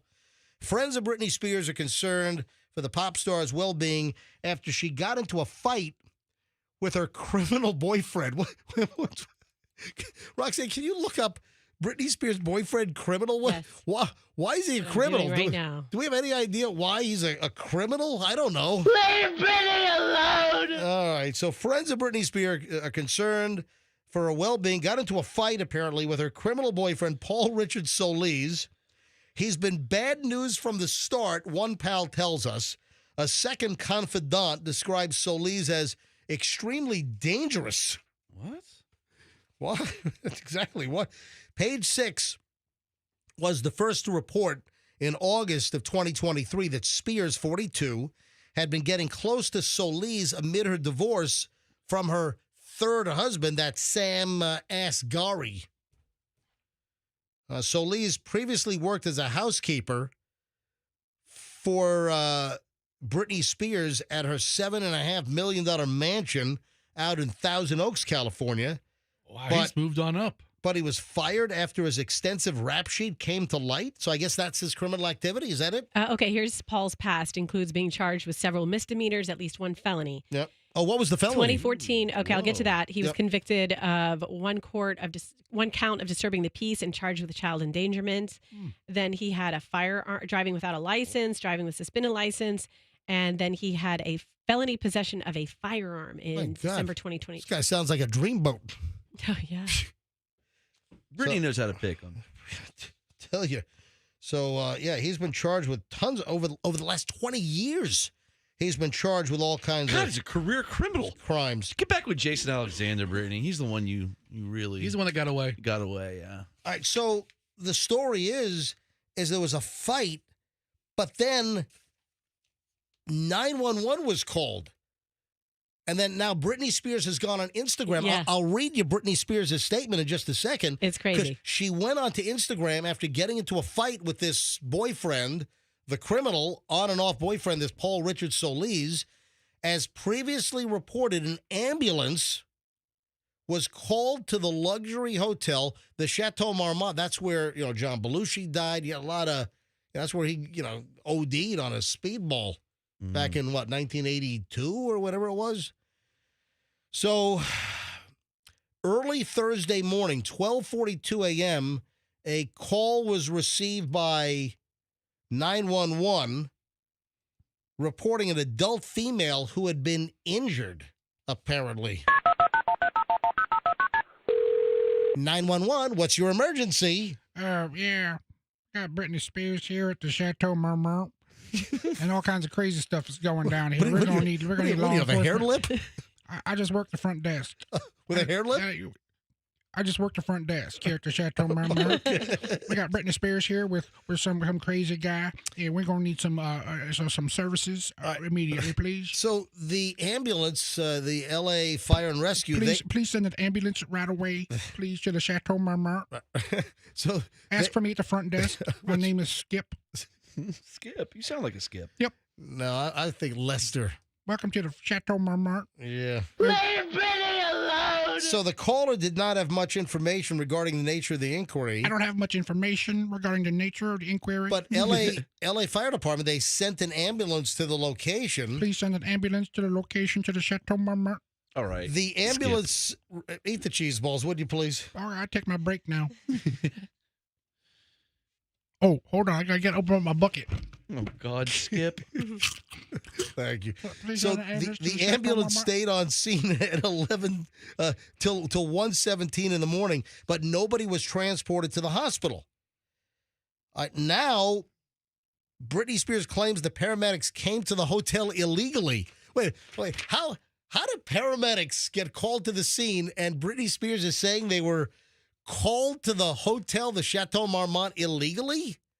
How the hell's that? All right, listen to this. This is the Britney Spears statement. All right, she posted this on her Instagram. Hey, y'all. No, it doesn't say that. It just says, just to let people know, the news is fake. I would like respect at this time for people to understand I am getting stronger every day. Truth sucks. So can someone teach me how to lie? Question mark, question mark, question mark. With an emoji of like the crying face, you know, like the laughing so hard. It looks like, it looks like laughing, crying. Goddesses out there, I'm reaching my higher power. And furthermore, I hope you guys are too. Need a new toothbrush right now. P.S. I need an espresso. Then she's got all kinds of emojis. I got roses. I've got all kinds of, curious emoji faces. Then P.S.S. Not sure why I feel the need to share this. I guess I'm just a girl and I'm on my period, so I'm bitchy. Then she uses the S-bomb with a poop emoji. I also twisted my ankle last night and paramedics showed up at my door illegally. They never came in my room, but I felt completely harassed. I'm moving to Boston. Okay. Peace. Britney Spears. Do paramedics show up illegally? Well, that's the question. How can a paramedic or the fire department They're just there to help. How can 911 show up illegally? I don't see her for much longer on this earth. I'm pressing charges. Well, again, Froggy, earlier this week, we talked about this, I think on Tuesday or Wednesday, how there's concern again that Britney Spears is melting down, that she's unraveling again. And what is she? She's 42, right? 42 years old. Yeah, it's just Why would anybody want to be like a pop star? Just seeing how it always turns out. I know, right? Listen, there are plenty of pop stars that have done just fine. Really? Oh, you're saying that every pop star has had like psycho meltdowns and have been mentally damaged? Let's put it this way. I wouldn't roll the dice and try because it's hard. I mean, especially when they start off as young pop stars, like all the Disney stars. I just feel so bad for her. I do. Michelle and I were having a very deep conversation about Britney Spears last night. Really in-depth stuff you guys are talking about.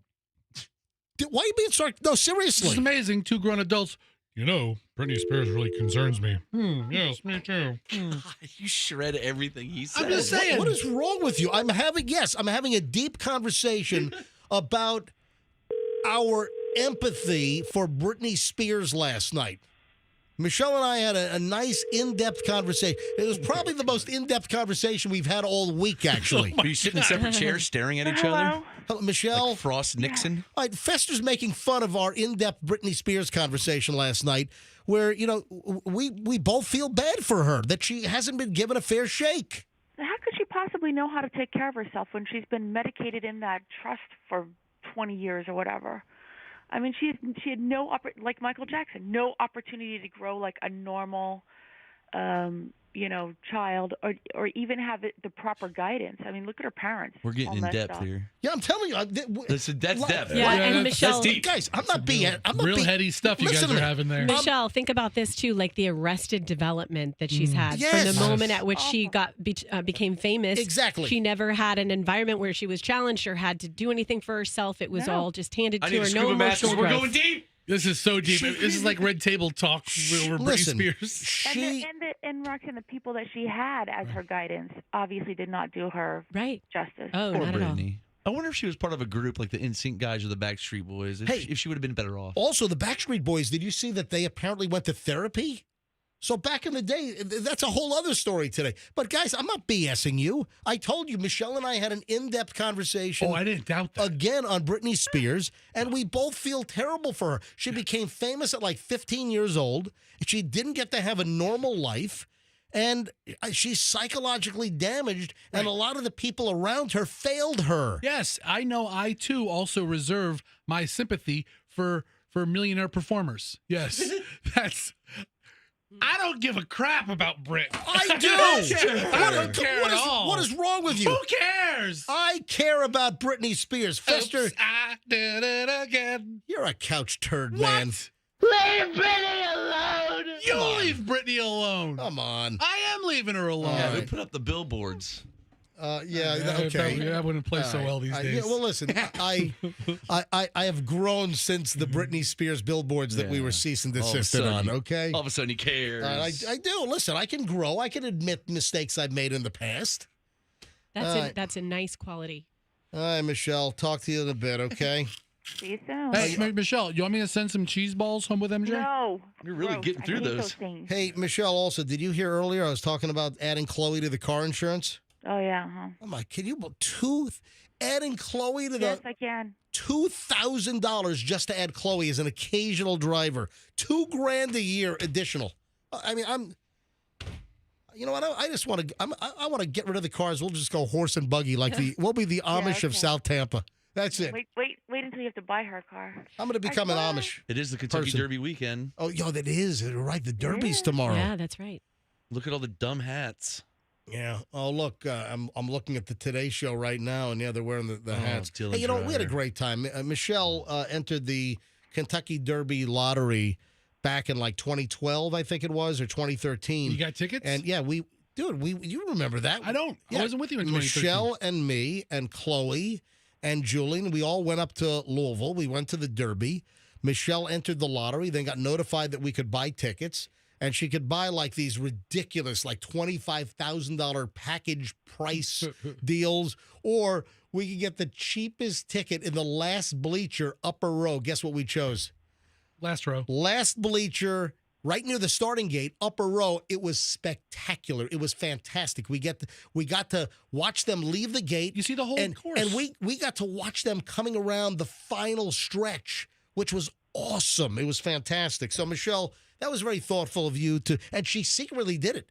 Michelle secretly entered the lottery and then let me know when she had been chosen to buy tickets for the Kentucky Derby. Hey, I got a surprise for you because I always said that's on my bucket list. Always wanted to go to the Kentucky Derby. The only reason I even consulted you is because the price range of the tickets was like so out of whack.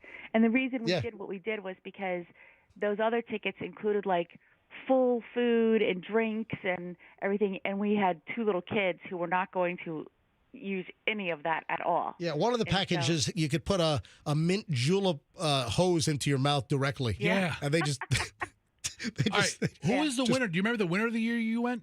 Was it California Chrome? Michelle, it was I'll Have Another, I think. And you went in 2012, I'll Have Another. I'll Have another one, and Michelle picked that. And I only put was it only like $20 down or something? Yeah. And Michelle wanted me to put like $2,000 down. You did put enough down that it covered like the cost of our hotel or something. Oh yeah, so we made $1,000 or $1,200, whatever we put down, we won $1,200. But Michelle, before post time, Michelle said, "Put more money down on that horse," and I should have put like $10,000 down or something. Should have put the whole IRA on it. All right. All right, Michelle, see you in a bit. All right, bye. All right. But listen, Britney Spears, I feel bad. And then I mentioned Backstreet Boys. AJ McClain revealed that the Backstreet Boys actually went to therapy together. Yeah, he revealed that it took a lot to keep the relationship between Nick Carter, Howie DeRoe, Brian Littrell, and Kevin Richardson healthy. How about Howie? And they apparently, over their 3-decade, I said Howie Long. Howie Long's a football player. I'm sorry, Howie DeRoe. I'm sorry, not Howie. Well, you're Long. missing somebody. Who? A.J. McClain, Nick Carter, Howie DeRoe, Brian Littrell, Kevin Richardson. There's 5 of them. Who am I you missing? didn't say Kevin's name. Yeah, Okay, you did. he's important. Yeah. And they had ups and downs, and at one point, they went to like couples therapy. Yeah, man, a lot of bands. I mean, Metallica went to therapy, and there's a documentary about it. And No, they didn't. What are you talking about? Metallica went to therapy? Some Kind of Monster is the name of the movie about it, and they're like yelling in each other's faces. Are you It's serious? So great, yeah. And they're still together. Oh, I don't know that therapy would be the worst thing for this show.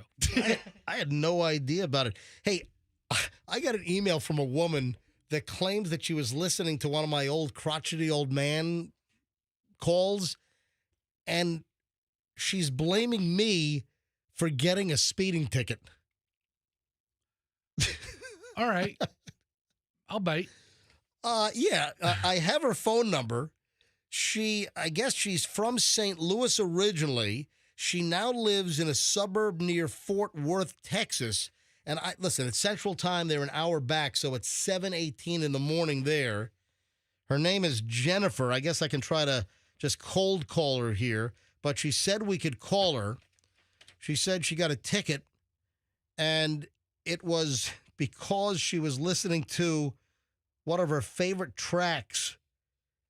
Does that mean she was laughing? She says, my husband has advised me that I should not listen to my CD, the Crotchety Old Man CD, while driving. Jennifer. All right, I'll give her a buzz. I'll see if she's available here.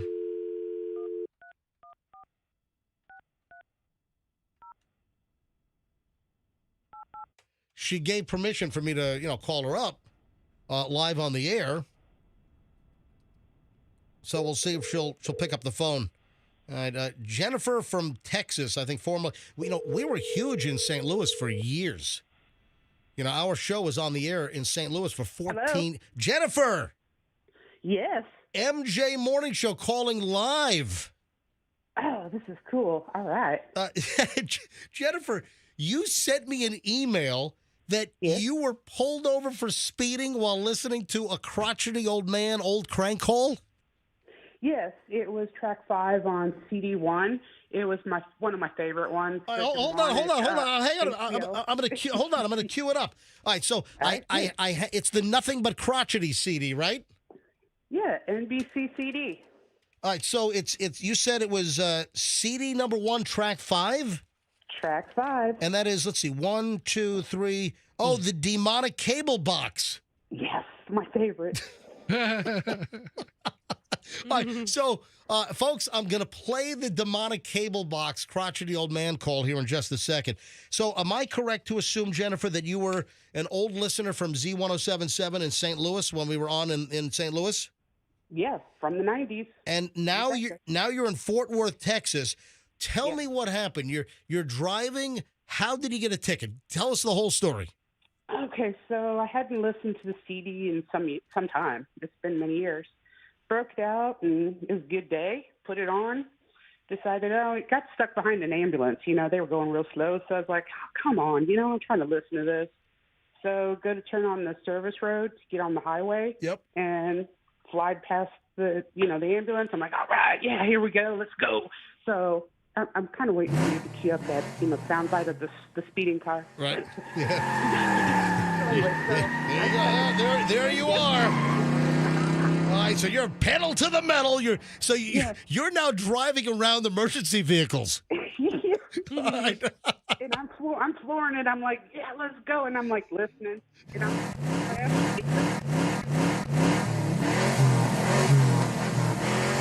all right, go ahead. Okay, so I'm like, I'm totally into the music, or I'm sorry, to the sounds, and all of a sudden, I see these lights. I'm like, what the heck? What did I do? And yeah, so I got pulled over, and I said, well, what was I doing? All right, so what happened? The cop pulls you over? Did you say, hey, I'm listening to the crotchety old man? Well, he could hear it, and I had to turn it. He said, could you please turn that off? Oh, so hold on. Milton Fludgecow is like, my cable box is all demonic. So I'm playing in the speakers, and he had to tell you to turn it down? Yes. And did you get the ticket?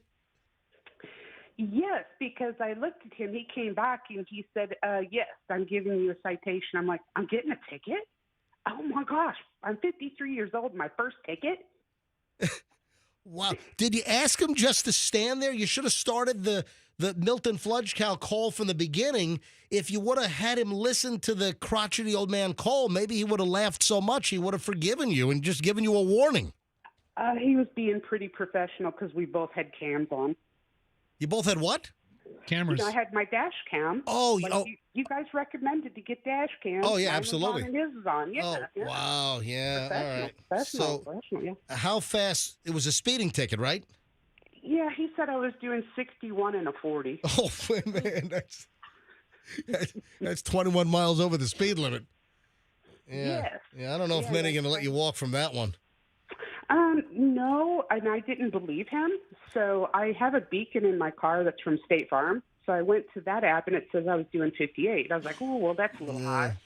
So then I checked my dash cam, and it said 61. Oh, wow. All right, Jennifer, I'm sorry you got a ticket, but you were laughing while you got the ticket at least, right? Yeah, I was kind of surprised I wasn't angry, but oh well. Yeah, but laughing because of the crotchety old man. Jennifer, thanks for sharing the story. I'm going to play the crotchety old man call, the demonic cable box that you were listening to while you were doing 61 and a 40, okay? Okay. Hi, Froggy, Roxanne, Infester, Cage Infester. Hi. Hello there. Hello there, pretty lady. What happens if you speed in the bayou? Oh, did you get in the bayou there? Ain't no law enforcement down there. What about Buford T. Pusser? Listen here. The police on our side down there in the bayou. All right. Ain't no laws. Jennifer, thank you for writing me. I appreciate you listening. Hey, thanks for calling. And you listen to the podcast, I would imagine. Do you ever listen to us live? Yes, I do. I listen on YouTube so I can hear the Froggy dumps. Oh, yeah, that's right. Yeah, right. Jen, have a great day. I live for Froggy dumps. You live for Froggy dumps when I have to dump Froggy. Yes, I live for them. Thanks, Jennifer. Have a great weekend. Okay. Wow. Thank you. You too. Bye. All right, so this is the crotchety old man call. This is the Milton Fludgecow call that Jennifer was listening to while speeding in Fort Worth, Texas this week, where she got a ticket for doing 61 in a 40. Here it is. Thank you for calling. A customer care representative will be with you momentarily. To assure the highest assistance, this call may be randomly monitored by supervisory personnel. Oh, great! And remember, featuring on pay-per-view throughout the month of January, the box office hit Batman Forever. That's all I need. Customer care representative for details. Customer service, how may I help you? Oh, thank God you've answered. What are you people trying to do to me? What are you trying to do to me? Ma'am? Sir, my name is Milton Fludgecow. I've been a valued customer of your freaking cable company for over 12 and a half years. And this cable box is talking like it's a devil. It's spitting and frothing and sparking and saying all kinds of demonic things. I hate you, you old geezer. Listen to that. What? Sir, are you sure it's not your TV or your VCR? Listen, what do I look like, a moron? Of course it's not my TV or VCR. You smell like doggy do. Do you have a movie in? I don't have a movie. I'm not an idiot. It's your cable box that's making it's making all kinds of demonic sounds and spitting out sparks. Listen to this. Touch me and you die. Now it's threatening my life. What are you people going to do about this? Sir, just try to unplug the cable box. What do you think, I'm crazy?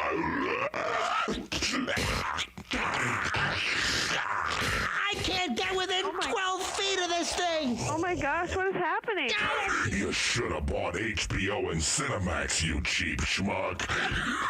Did you hear that? What? Yes, sir. Is this your idea of a big cruel hoax at the cable company? Are you trying to scare elderly people into buying premium services? Is that what... Now, what are you people doing? I can send a service technician out by Friday. By Friday, I might be dead. I'm gonna catch on fire and burn your house down. Listen to this thing. My heart is starting to beat fast. I might be having a heart attack. Sir, take a broom handle and try to unplug it. Hold on a second. Let me try that. Hang on. I'm getting a broomstick. I got a broomstick. I'm approaching the cable. I warned you. I told you to stay away. Sir, are you okay? Sir? Can you hear me, sir?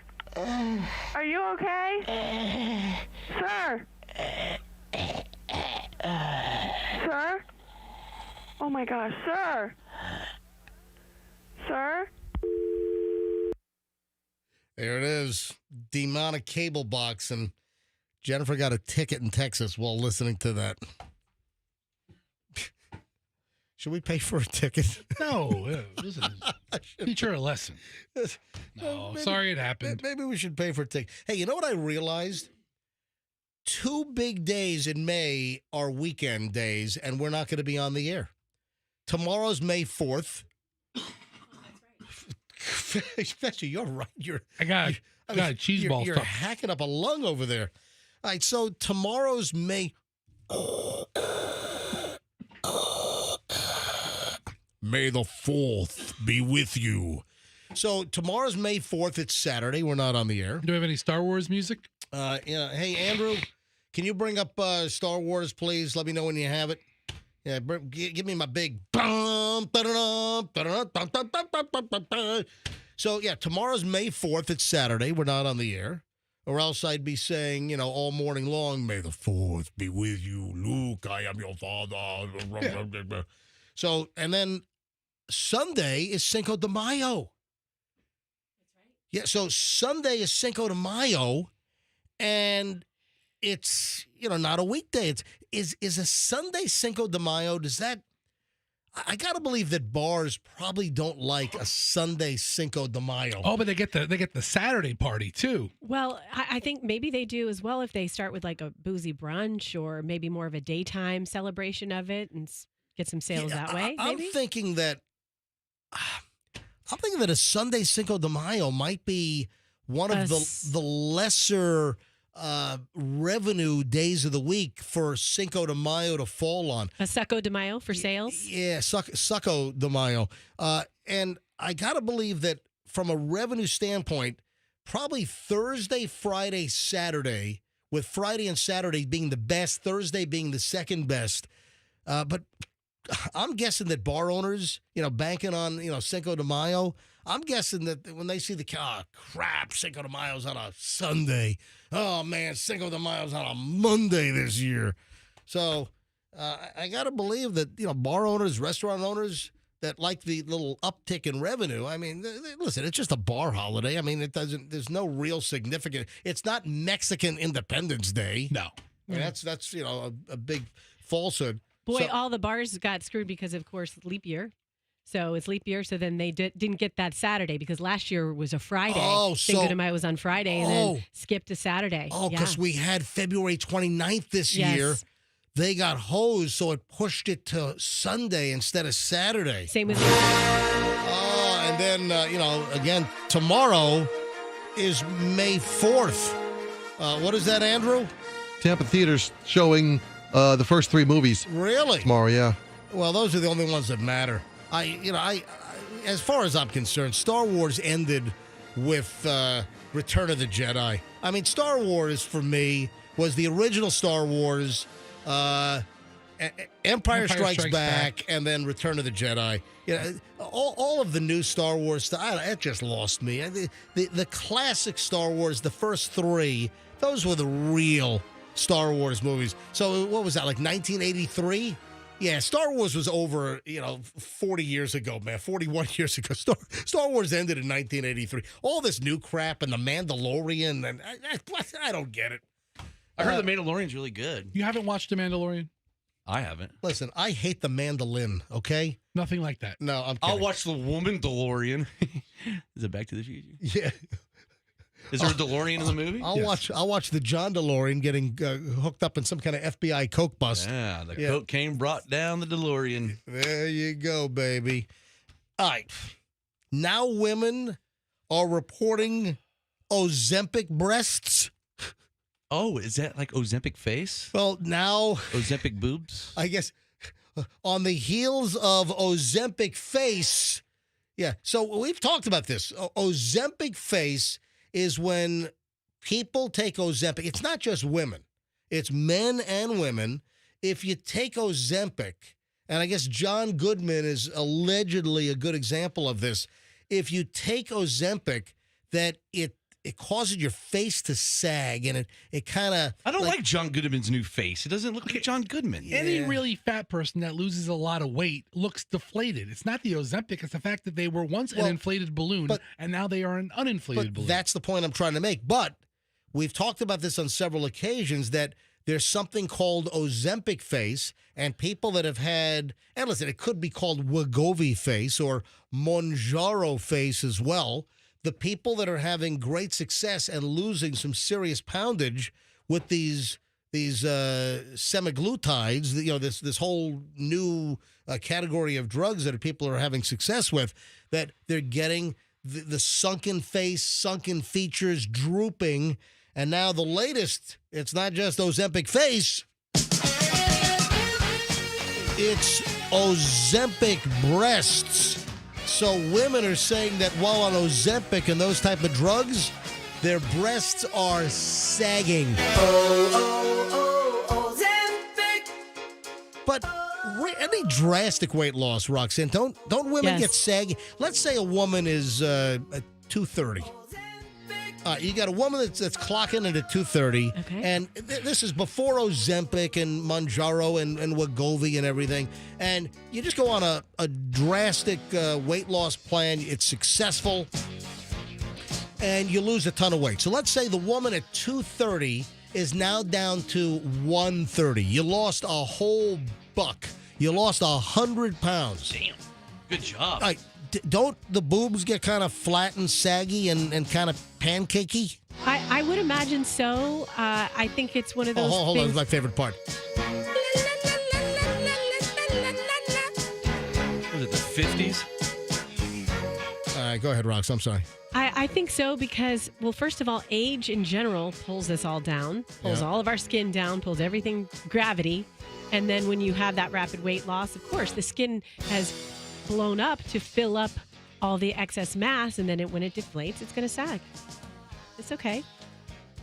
Perk those bad boys back up. Yeah. My daughter told me last night my boobs were saggy. She did. What? I said, "You're a bully." Do you let? And I said they could be worse. Hold on, are they? According to her, they are. Yeah. And you called your daughter a bully. In my head, I did. Your 4-year-old or your 6-year-old? Now she just turned 7. Yes. Does she let you let them see you nude? Of course, we're all girls. Yeah.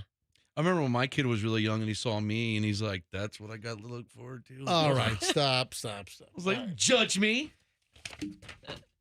And you have implants.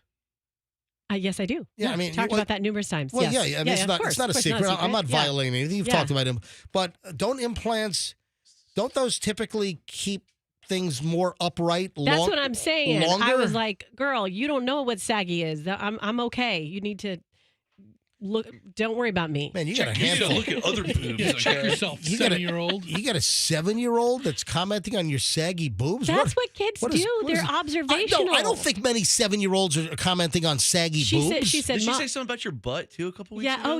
Oh yeah. They are, because they just are observant and they say what they see. That's all. Smack my kid if he said that to me. I am very disappointed. We missed something. We missed something. I'll get to what we missed in a minute. Oh, also, Andrew has breaking news on the junk trailer. And you want me to take line 5? Why Is it a surprise, Andrew, or why am I taking the line? Surprise guest? What? All right, hang on a minute. Andrew wants me to take a caller. Hi, good morning, MJ Morning Show. Who's this? Anonymous. Oh, you're anonymous. Yeah, because it's embarrassing. All right. Well, good morning, Anonymous. May I ask, you're clearly a female. How old are you, Anonymous? I am 38. All right, 38-year-old Anonymous, what can we help you with here at the MJ Morning Show customer service window? It is not from Ozempic, but I did have to have a form of weight loss surgery last year to correct my Barrett's esophagus. And Hold on, wait, hang on. You had to correct something with your esophagus? Right. It was Barrett's esophagus, which turns into esophagus cancer if gone untreated. Oh, wait a minute. So is this like an acid reflux thing, and it could cause esophageal cancer? Yes. Wow. Okay. So what happened? So I went from 240 of June of last year, and I'm 165 as of this morning. Wow. And my boobs look like little russet, like little red potatoes in gym socks. Aww. I'm sorry. I mean, I was just laughing because of the way that you described that. Roxanne, that's cruel. Why would you laugh at her potatoes and gym socks? Hey, I just shared that my daughter was ripping on me. So, yeah, no, I feel the pain because every time I look at him every morning in the mirror, and I'm like, oh. Let me ask you the obvious question. Would you think now of potentially having breast augmentation and having implants to make them look spectacular? I never thought of it before, but now I'm actually saving up. So hopefully next year I can get my girls back to where they need to be. So there you go. So you're saving up. What does a boob job go for now? Like $6 or $8 grand? The $7,500 for Dr. G in Lakeland. Got Dr. G in Lakeland? Yeah.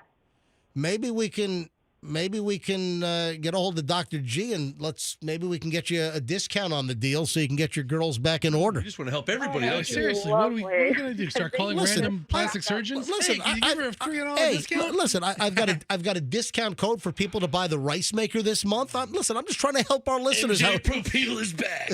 Let's do a little research first. All right, let's do a little research. That's all I'm saying. Fester. All right, keep in touch with us, okay? Yes, sir. All right, listen, thanks for calling in and thanks for letting it hang out on the show. We appreciate the honesty and listen, a real story like yours I think is fantastic. Thank you. I think no reason to be embarrassed. Man. I think it really augments the show. It does. Get it? It does. Augment, Yes. augmentation. Hey, thank you, Anonymous. Have a great weekend. Look at that. Another satisfied MJ. I think she would have been happier if I said, you just want a no boob job. But yeah, we're out of that game. So it's Ozempic boobs. It's really any major weight loss. Yeah, I mean, Ozempic's getting all these labels, but they've been around forever. It's getting older. You can see some serious deflation. Hey, so I mentioned this on yesterday's show. Just quickly, Froggy, did you see the video I shot last night? Which one? I shot a little infomercial for my friends at Zoji Rushi. Yeah, that's good. So, folks, on numerous occasions on this show, I've talked about my favorite freaking appliance on the planet is my Japanese rice cooker from Zoji Rushi. And they just hit me up the other day and they said, hey, I got a good relationship with them. We gave away a bunch of rice cookers last September for National Rice Month. I think we'll do it again this year, hopefully.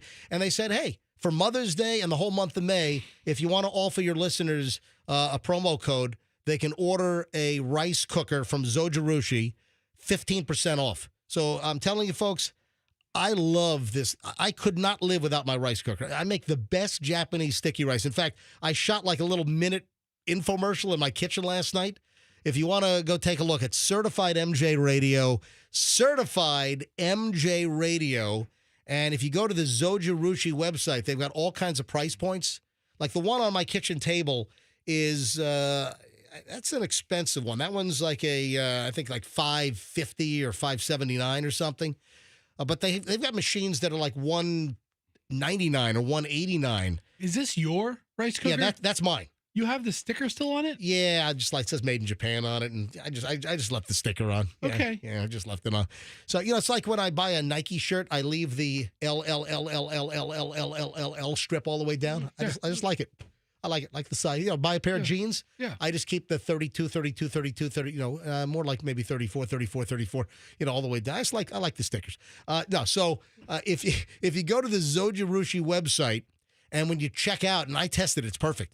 Just type in promo code is MJ15. MJ15, and you'll get 15% off Zojirushi rice cooker. And it's like the industry standard. Go find the machine you want. I go for the 5-cup. I go for the smaller machine, and just put in MJ15 at checkout, and it takes 15% off. And I get nothing out of this. There's no kickback. I'm not getting a VIG. There's no percentage I get. Nothing. They really got one over on you. No, I mean, they do the promos with us. They've given me a demo machine over the years. I've purchased many machines. I've had a Zojirushi machine for over 20 years.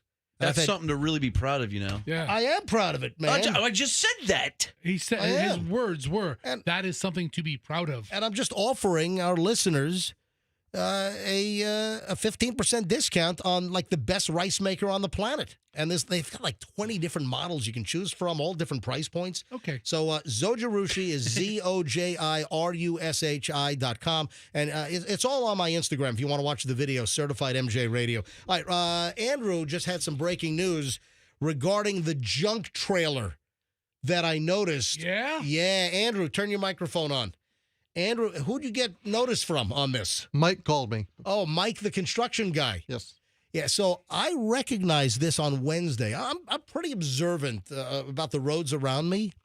And I noticed driving in on Wednesday morning, I'm getting on the interstate at the Kennedy on-ramp, right at the base of the Howard Franklin, right where, the traffic merges from 275 coming from West Shore and Dale Mabry. Then in the middle, you've got the West Shore exit. And then off to the right, you got all the veterans traffic, that plops on at 275 southbound.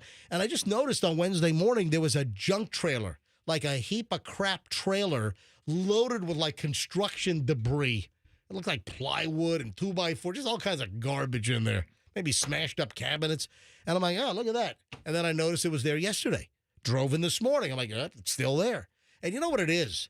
You get somebody that's hauling a load of garbage. They have a crappy trailer that might be worth like $80.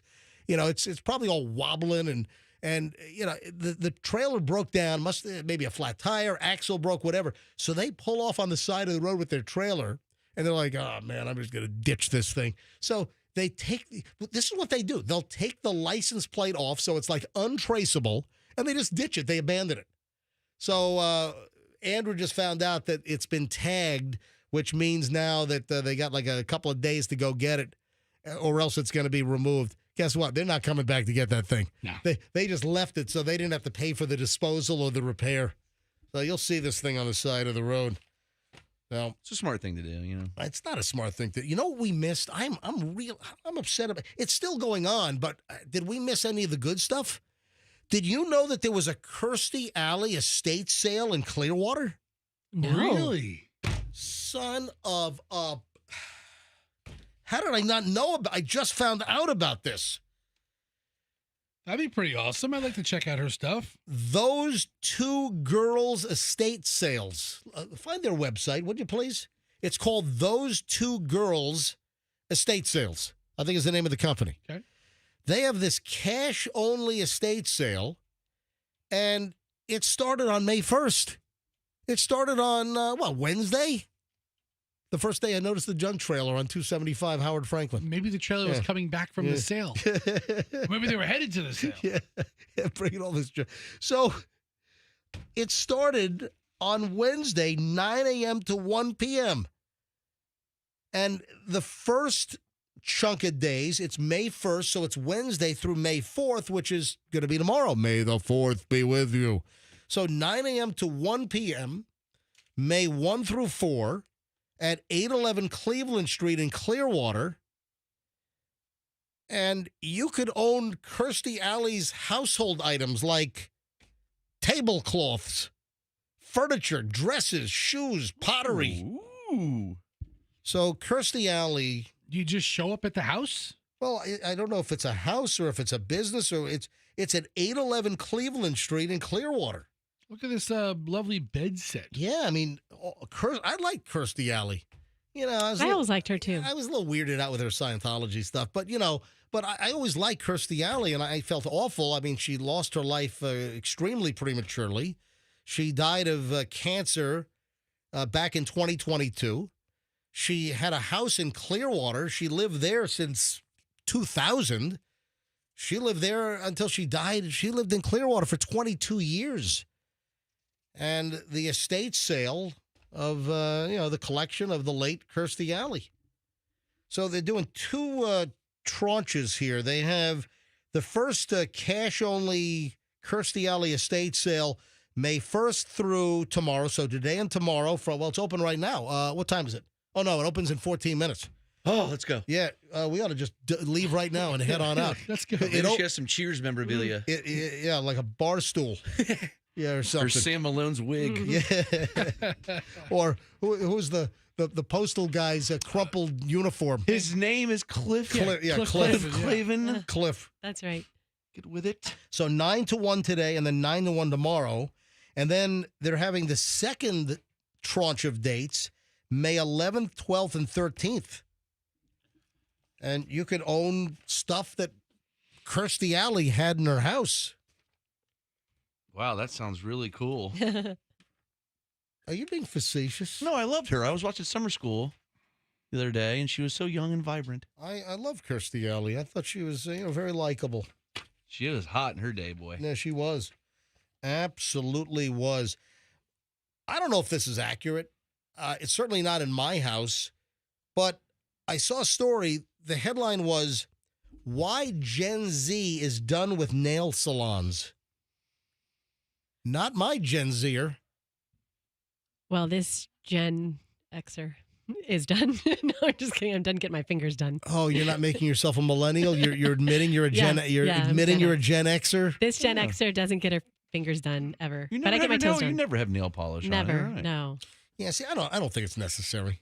I don't think the whole I like a good nail polish. But I saw this item that Generation Z is done with nail salons, and I just I had to take my daughter and pick her up from a nail salon on Kennedy in South Tampa like a week and a half ago. God, how annoying. You have to take her and pick her up. I know. It's like when I was 12 and I wanted to go to Big Lou's house and Mommy had to drive me. Should I buy her a car? Of course you should. Yeah. Should I buy a car? Okay, then how much is your insurance going to go up? Oh, my God. Then my guess would have been right. Get her a 92 Saturn.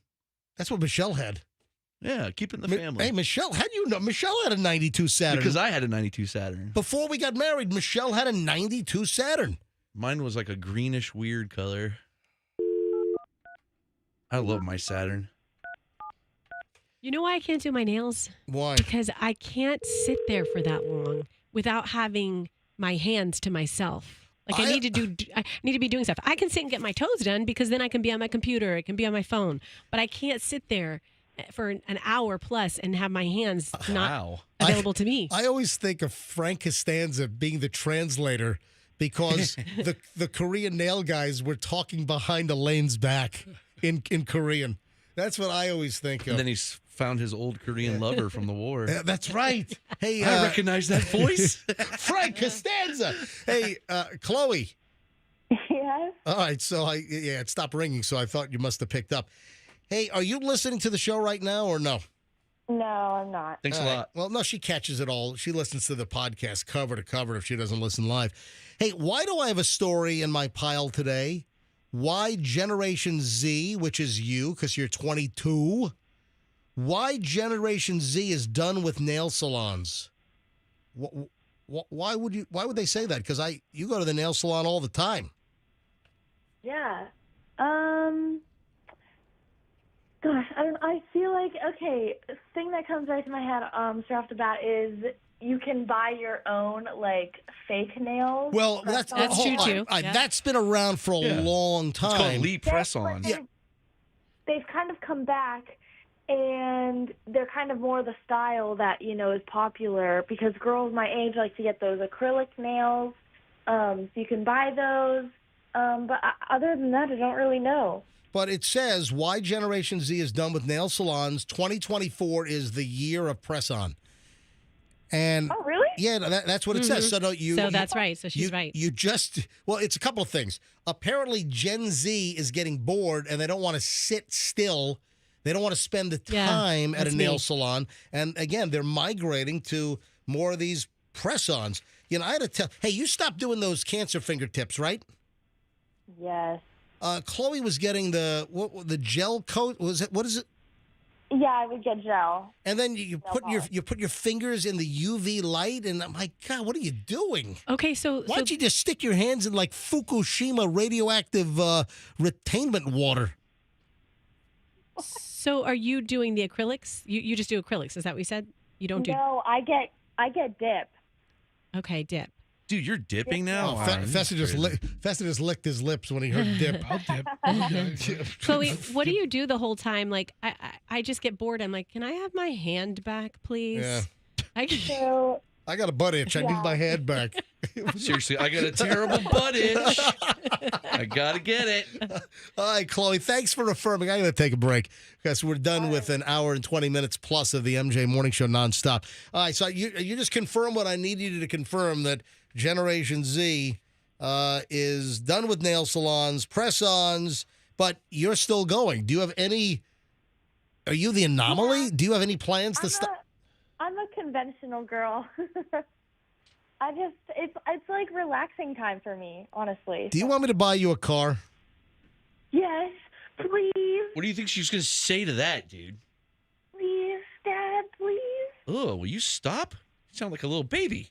All right, goodbye, Chloe. I'll see you later. Okay, bye. All right. Oh, get her a car. She, she's got I guess she's working on her essay. She's doing the finishing touches on her essay to find out, submit that, and then to find out what score she got on the LSAT.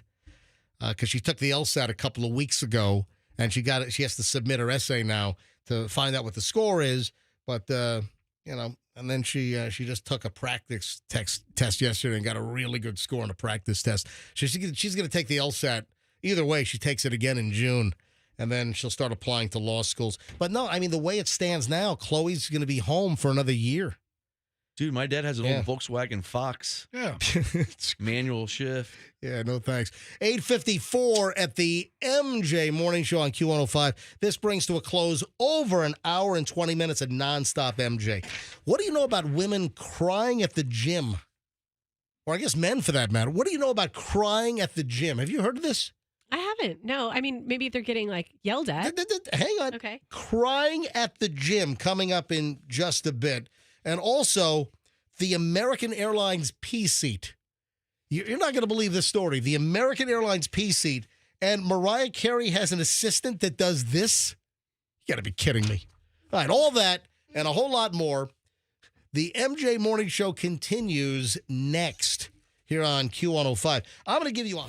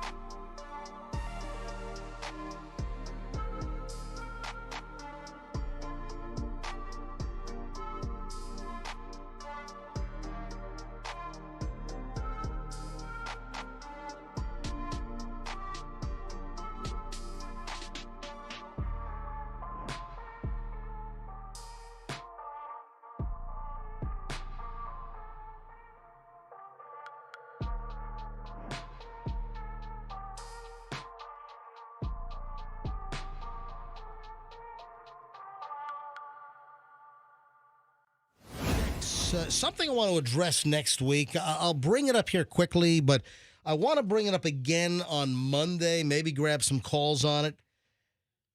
Natural, normal weight fluctuations during the day. Oh, that is a thing. You know, it's weird. You know, sometimes my weight can vary like 4 pounds. Mine too. Yeah. So I want to talk about this. Maybe grab some calls on it. Is that normal? Oh, what is I'm looking at the Kentucky Derby odds. Dornock is 20-1. Hold on. Who's the favorite here? I don't know. I don't know how to read this stuff. Yeah, I'm going to go for all the 50-1s. I'm putting thousands down on the 50-1s. No, I'm kidding. No, like who's the favorite? Professor, can you look up who's the favorite? Isn't it Sierra Leone? What's her name? Sierra Leone. Who is the list that that's just the number of the horses, right? Okay. The odds and the number of the horse. So who's Sierra the favorite? Sierra Leone must be. Who's the favorite? What is it? Sierra Leone. Look for the lowest. 3-1 odds. Yeah, was that what it was? Sierra Leone, like the African country? I guess. I had a geography professor at the Old Dominion University from Sierra Leone. That's cool. He's a funny guy. Not as funny as Upper Volta, though. Is that Burkina Faso now? What are you even Upper Volta? saying? Anyway, so where was I? So on Monday, I want to take some phone calls on weight and fluctuation because, I will fluctuate like 4 pounds in a day. And I was like, why? What did I do? Like, overnight sometimes I'll step on the scale in the bathroom, and we've got two scales just to make sure that they verify. And I'll step on the scale, and sometimes I'll wake up. I only get about 4 hours sleep at night. And I try to grab an hour nap during the day, but about a 4 hour, but I can lose just sleeping for 4 hours. I could drop 2.5 pounds sometimes. And then sleeping burns calories. Yeah, it's What interesting. are you doing while you sleep there, Chief? Hey, I had a whole story on that. Hang on a minute. Hang on a minute. What did I do with it? It's in my pile somewhere. No, I have a whole story on sexsomnia. Yeah. And the people that do the craziest sexual stuff while they sleep. Yeah, I know. Yeah. I heard. It's not me. Let me qualify it. It's not me or anyone I know currently. But I have a friend whose husband was a sexomniac. Really? Mm-hmm. And was like trying to do stuff while they were sleeping in the middle of the night and not even remembering it? Yes. Yeah, I've got this crazy story. I'll put that in the pile for next week. So where was I? Weight fluctuation. Yeah, so I'm going to put that. Can you do me a favor, Andrew? Can you put that on the list for next? Let me make a note now, or else I'll forget. Weight. All right, and then sex. We'll do those two things next week. So earlier today, I played the old crotchety old man call, the Milton Fludge Cow demonic cable box, and I meant to bring this up after the call, but I got sidetracked. Did you see that now Max, formerly HBO Max now is apparently going to go down the path of password crackdown like Netflix. Do you know how successful? Did you see how much additional money, how much revenue Netflix put on the table when they did the password crackdown? And they kind of honed in on different IP locations, signing in with the same password on the same account. Huge numbers. They added millions and millions of subscribers. I want to say it was like, Fester, do me a favor. Well, Roxanne's faster at this. Roxanne, type. Am I? Yeah, Google this. Ready. Google how many subscribers did Netflix add with the password crackdown. All right, just type that in quickly. And I think it's like 9 million. Some crazy number. What is the average? What is average? Like $15 a month or so? But can you imagine? 30 million subscribers. What? Mm-hmm. They added 30 million new subscribers with the password crackdown. Yeah. That's globally, though, right? It must be. Yeah, it must be globally. So you look at that, 30 million. The number is huge. So now you got HBO or Max. They're going, oh, man, look at that. So now Max could be the latest to crack down on password sharing. With that kind of money and that kind of subscriber increase, it's kind of a no-brainer. All right, crying at the gym. Do you know that there's a movement that's like telling you that you should and it's okay to cry at the gym? Okay. Why would you cry? Because you dropped a weight stack on your on your ween. I don't know. I mean, is something doing this or just the emotion of being at a gym? Or what?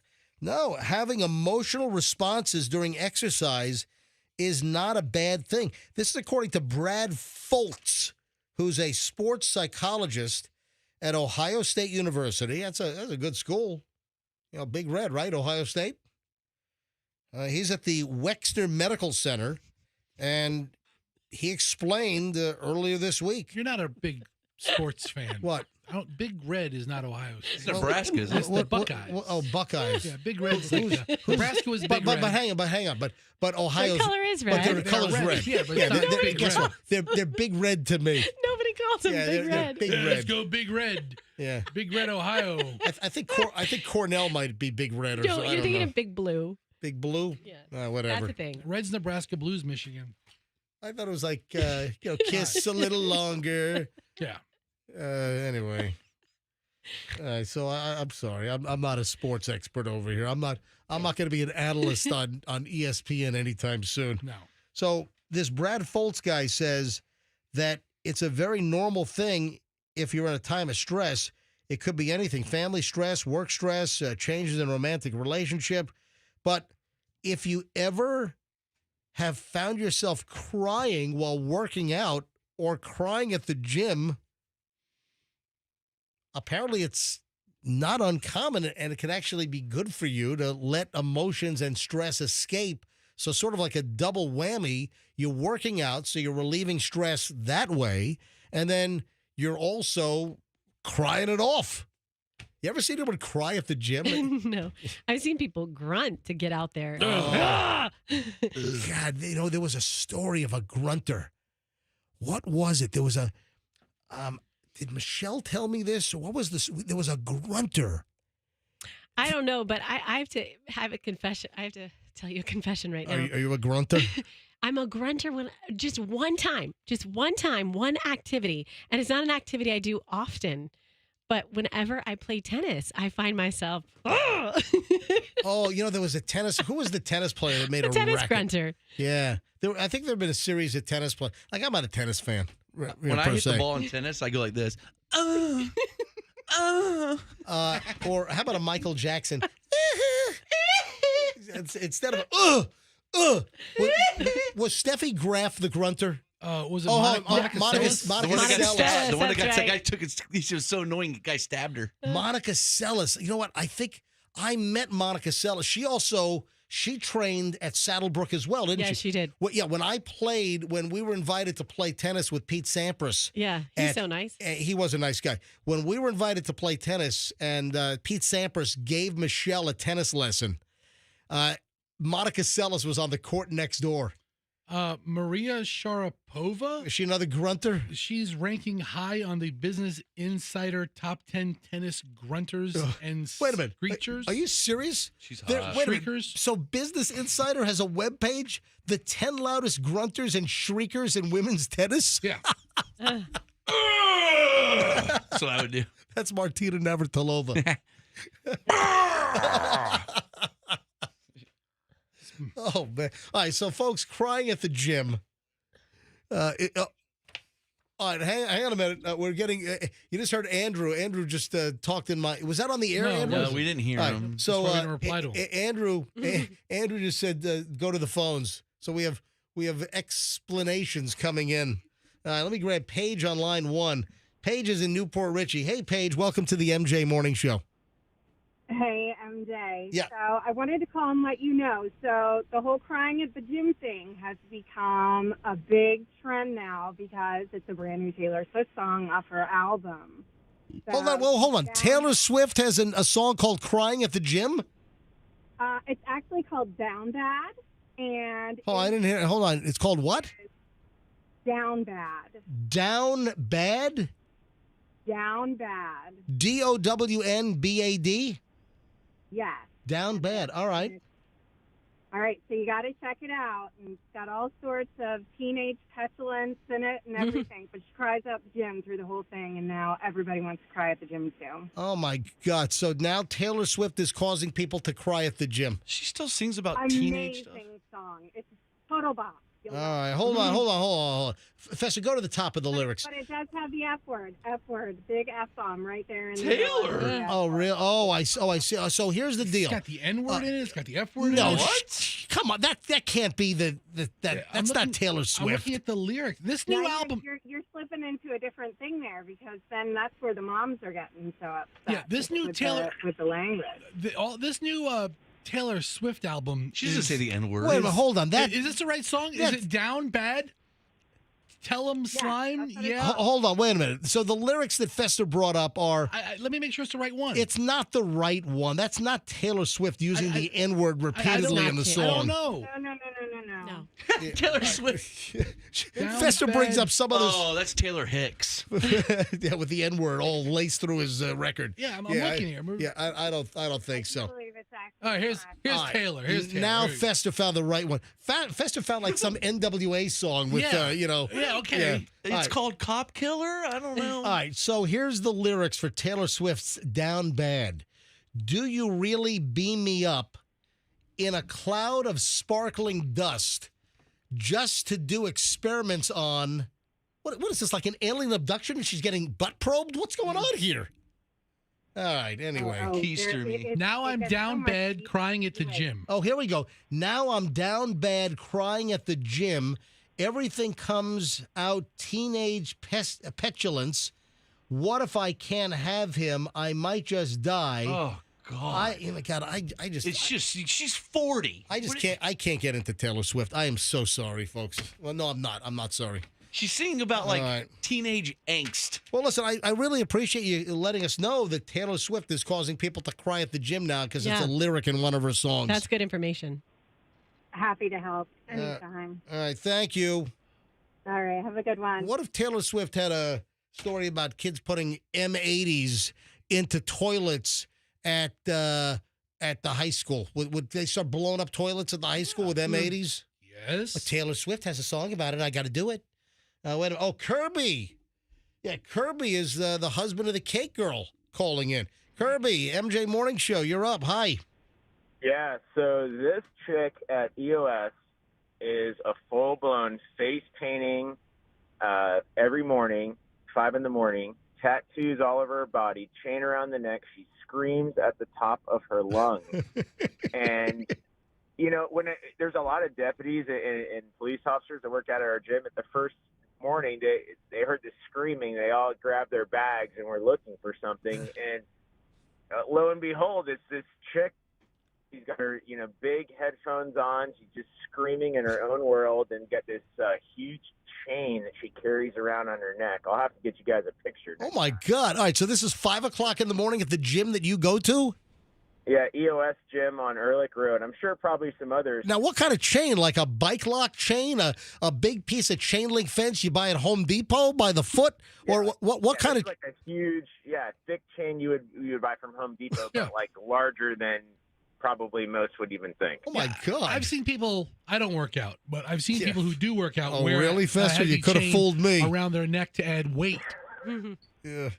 Shut up, Kirby. What the hell you laughing at, Kirby? Put a cinder block around your neck with the chain. Hey, Kirby, thanks. And listen, I get so many people that are saying that they're becoming Cake Girl customers because of the MJ Morning Show. Yeah, we're glad to have them in. I spoke to one yesterday, and we're excited. We got a couple more in the pipeline today to talk to and create some awesome graduation cakes. So Awesome, folks. Appreciate what you guys do. Folks, any custom cake that you need for any event, you want to call the Cake Girl. TheCakeGirl.com. The cakes they make are just unbelievable. TheCakeGirl.com. Hey, Kirby, that's a bonus commercial, by the way. Yeah, and I owe Fester, I guess, some cupcakes since he's not working out. Yeah, there you go. Thanks. Bring him either All right, way. you guys have a good day. All right, Kirby. Have All a right, good one. Kirby. Yeah, that's the husband of the Cake Girl, Kirby. Yep. All right, 9:21. What is going on here? We have a lot to do. The final chunk of the MJ Morning Show is next. And you know me, I hate to leave good material on the table. So it's going to be an action-packed final segment here on the MJ Morning Show next.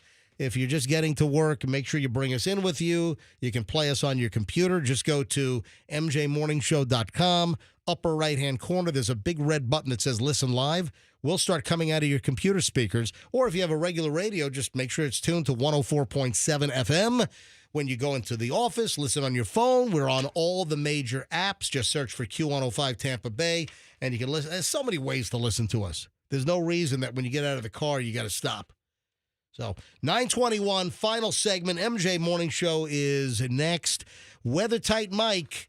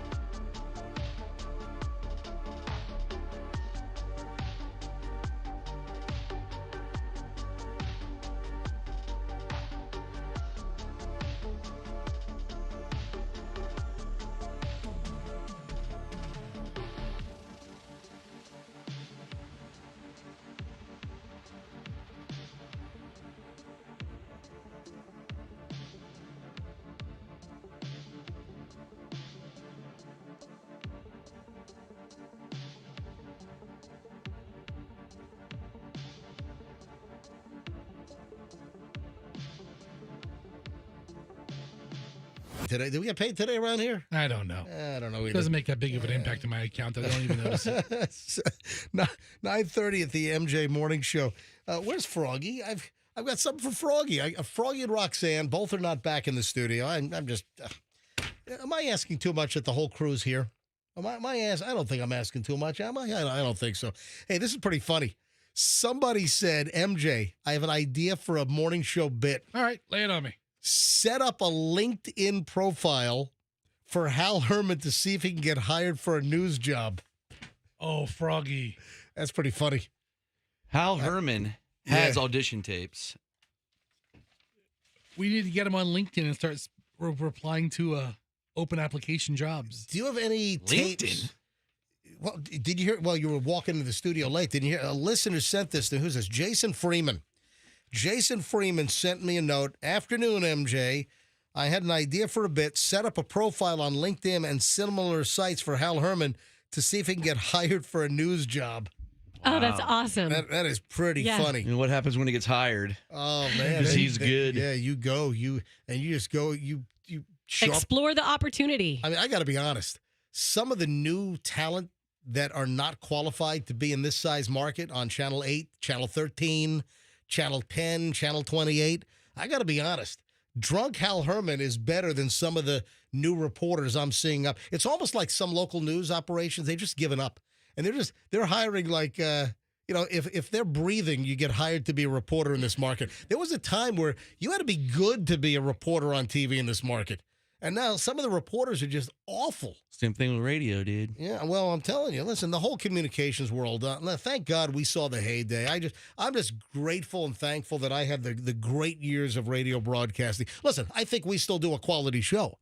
I think the quality of the show we do right now is just as good or even better than what we did years ago when radio was in much better shape. But I like the idea. Do you have any, Froggy, do you have any tapes of Hal Herman doing news on Wavy TV 10 from like 1983? I'll have to ask Hal to go through his, Hal's a 72-year-old man. Hal's what? He's 72. Did you know that? Hal is 72 years old? He is. He's had a long history career. I just remember that he was on Wavy TV 10 when I was a kid, and he used to say, NBC Nightly News is next. When you were a kid. And a Tom Brokaw, and Wow, you watch Hal? Tom Brokaw, NBC News. Oh, yeah.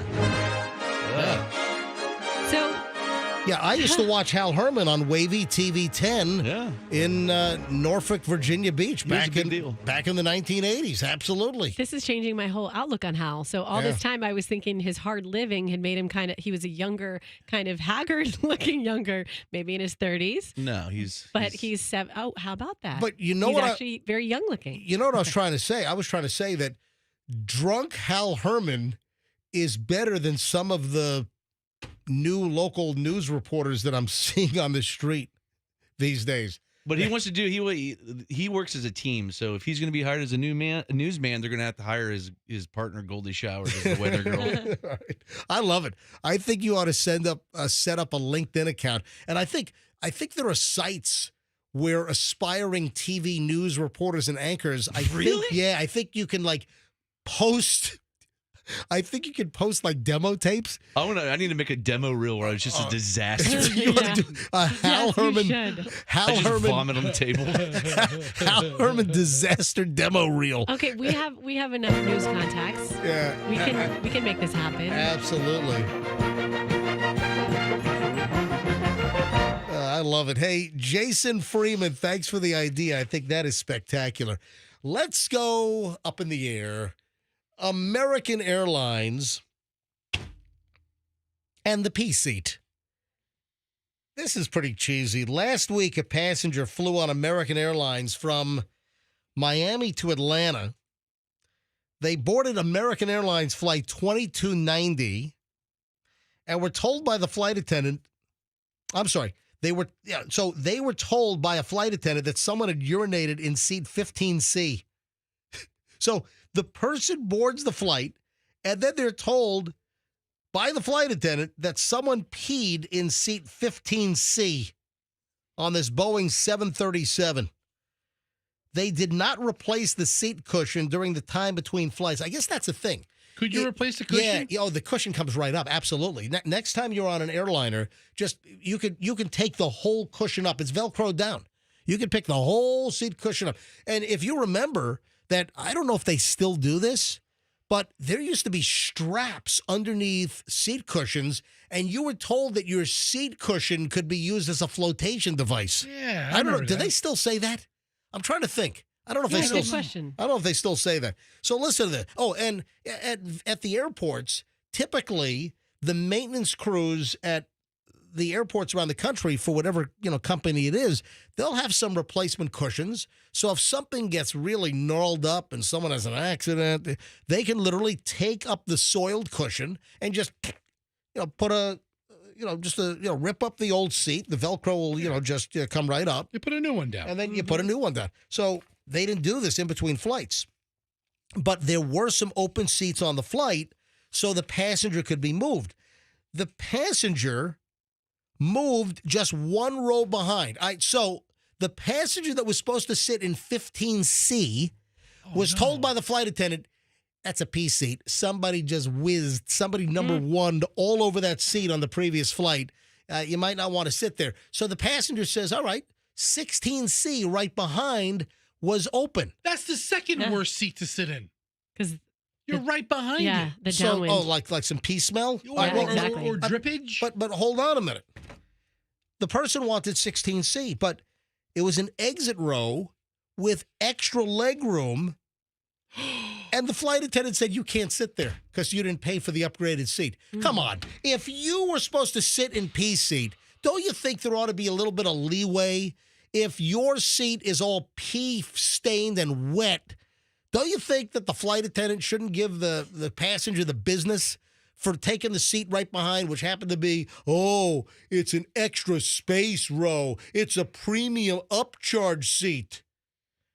Don't you think the flight attendant ought to just look the other? I mean, how petty is that to say, the other open comparable seats were at the back of the plane. Mm-hmm. So the person had to move to the back of the plane. That is petty. That's like total American Airlines pettiness. That is ridiculous. I'd have sat in the P seat. Yeah, the flight attendant said, well, other paying customers would be upset if you get an upgraded seat while they had to pay for the upgraded seat. That's insane. It is insane. This is just stupid. This is common sense. make an executive decision that's right on the fly. If I'm the flight attendant and you've got 15C, and you want to sit right behind, even if it is an exit row with an extra bit of room, and I think you're entitled to a free bottle of booze or something. I think you get in that particular seat, you got like a free alcoholic beverage or whatever. Come on. And then make them go all the way to the back of the plane. That the next aisle seat was 14 rows back. Come on. That's awful.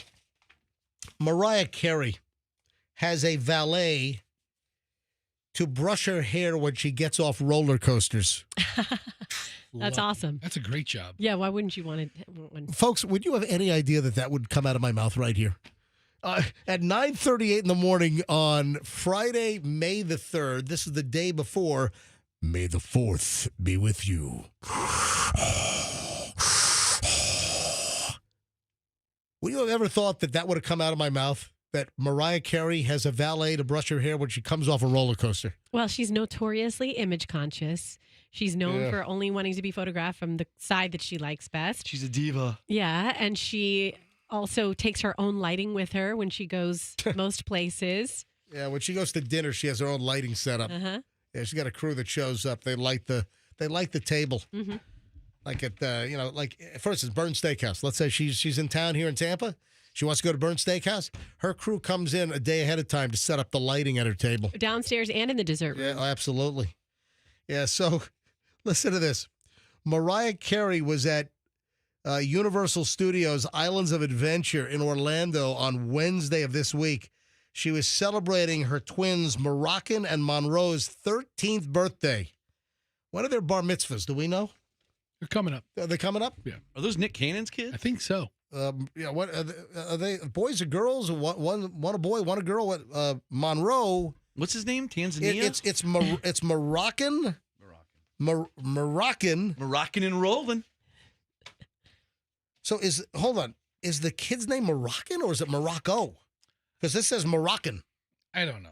Anyway, so celebrating the twins' birthday, and she went on a roller coaster, and when she got off the roller coaster, her hair was messed up, and there was actually a guy that starts brushing her hair as you're coming off the line to get off the roller coaster. That her personal assistant or valet meets her and starts brushing her hair.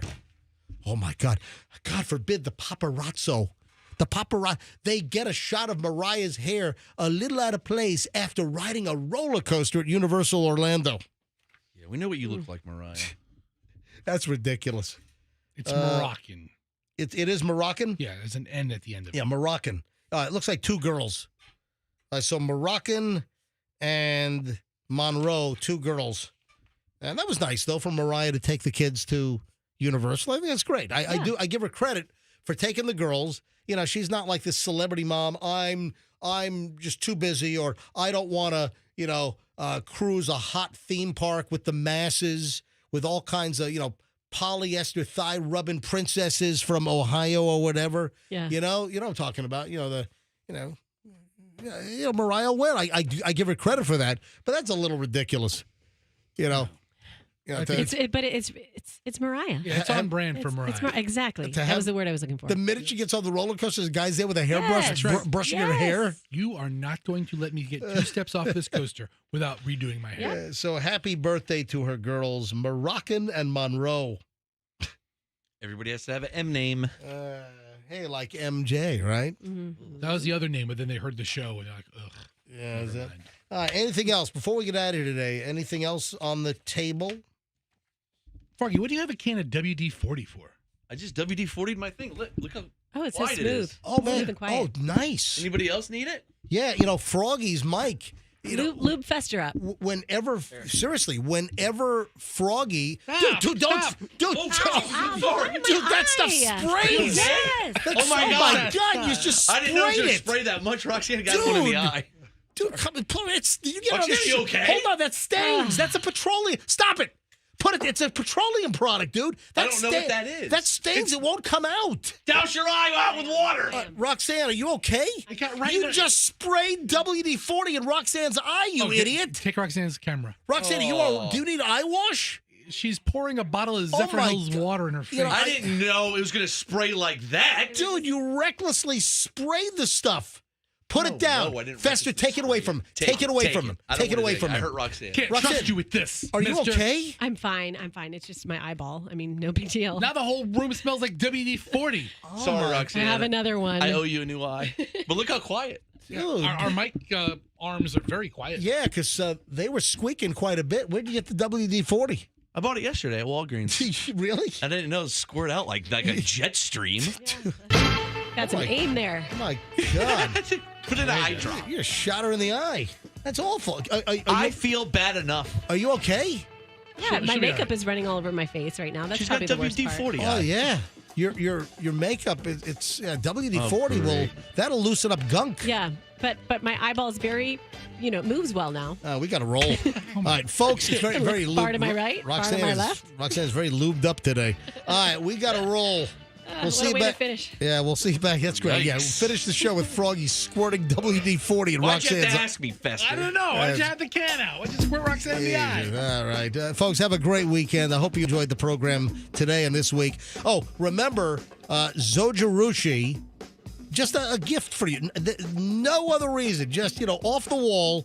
Zojirushi, if you want one of the best rice cookers on the planet, go to the Zojirushi website, zojirushi.com, and just use the promo code MJ15 at checkout, and they'll give you 15% off any rice cooker you want to buy. Just a little added gift, like a little bonus coupon from the MJ Morning Show. Thanks for listening.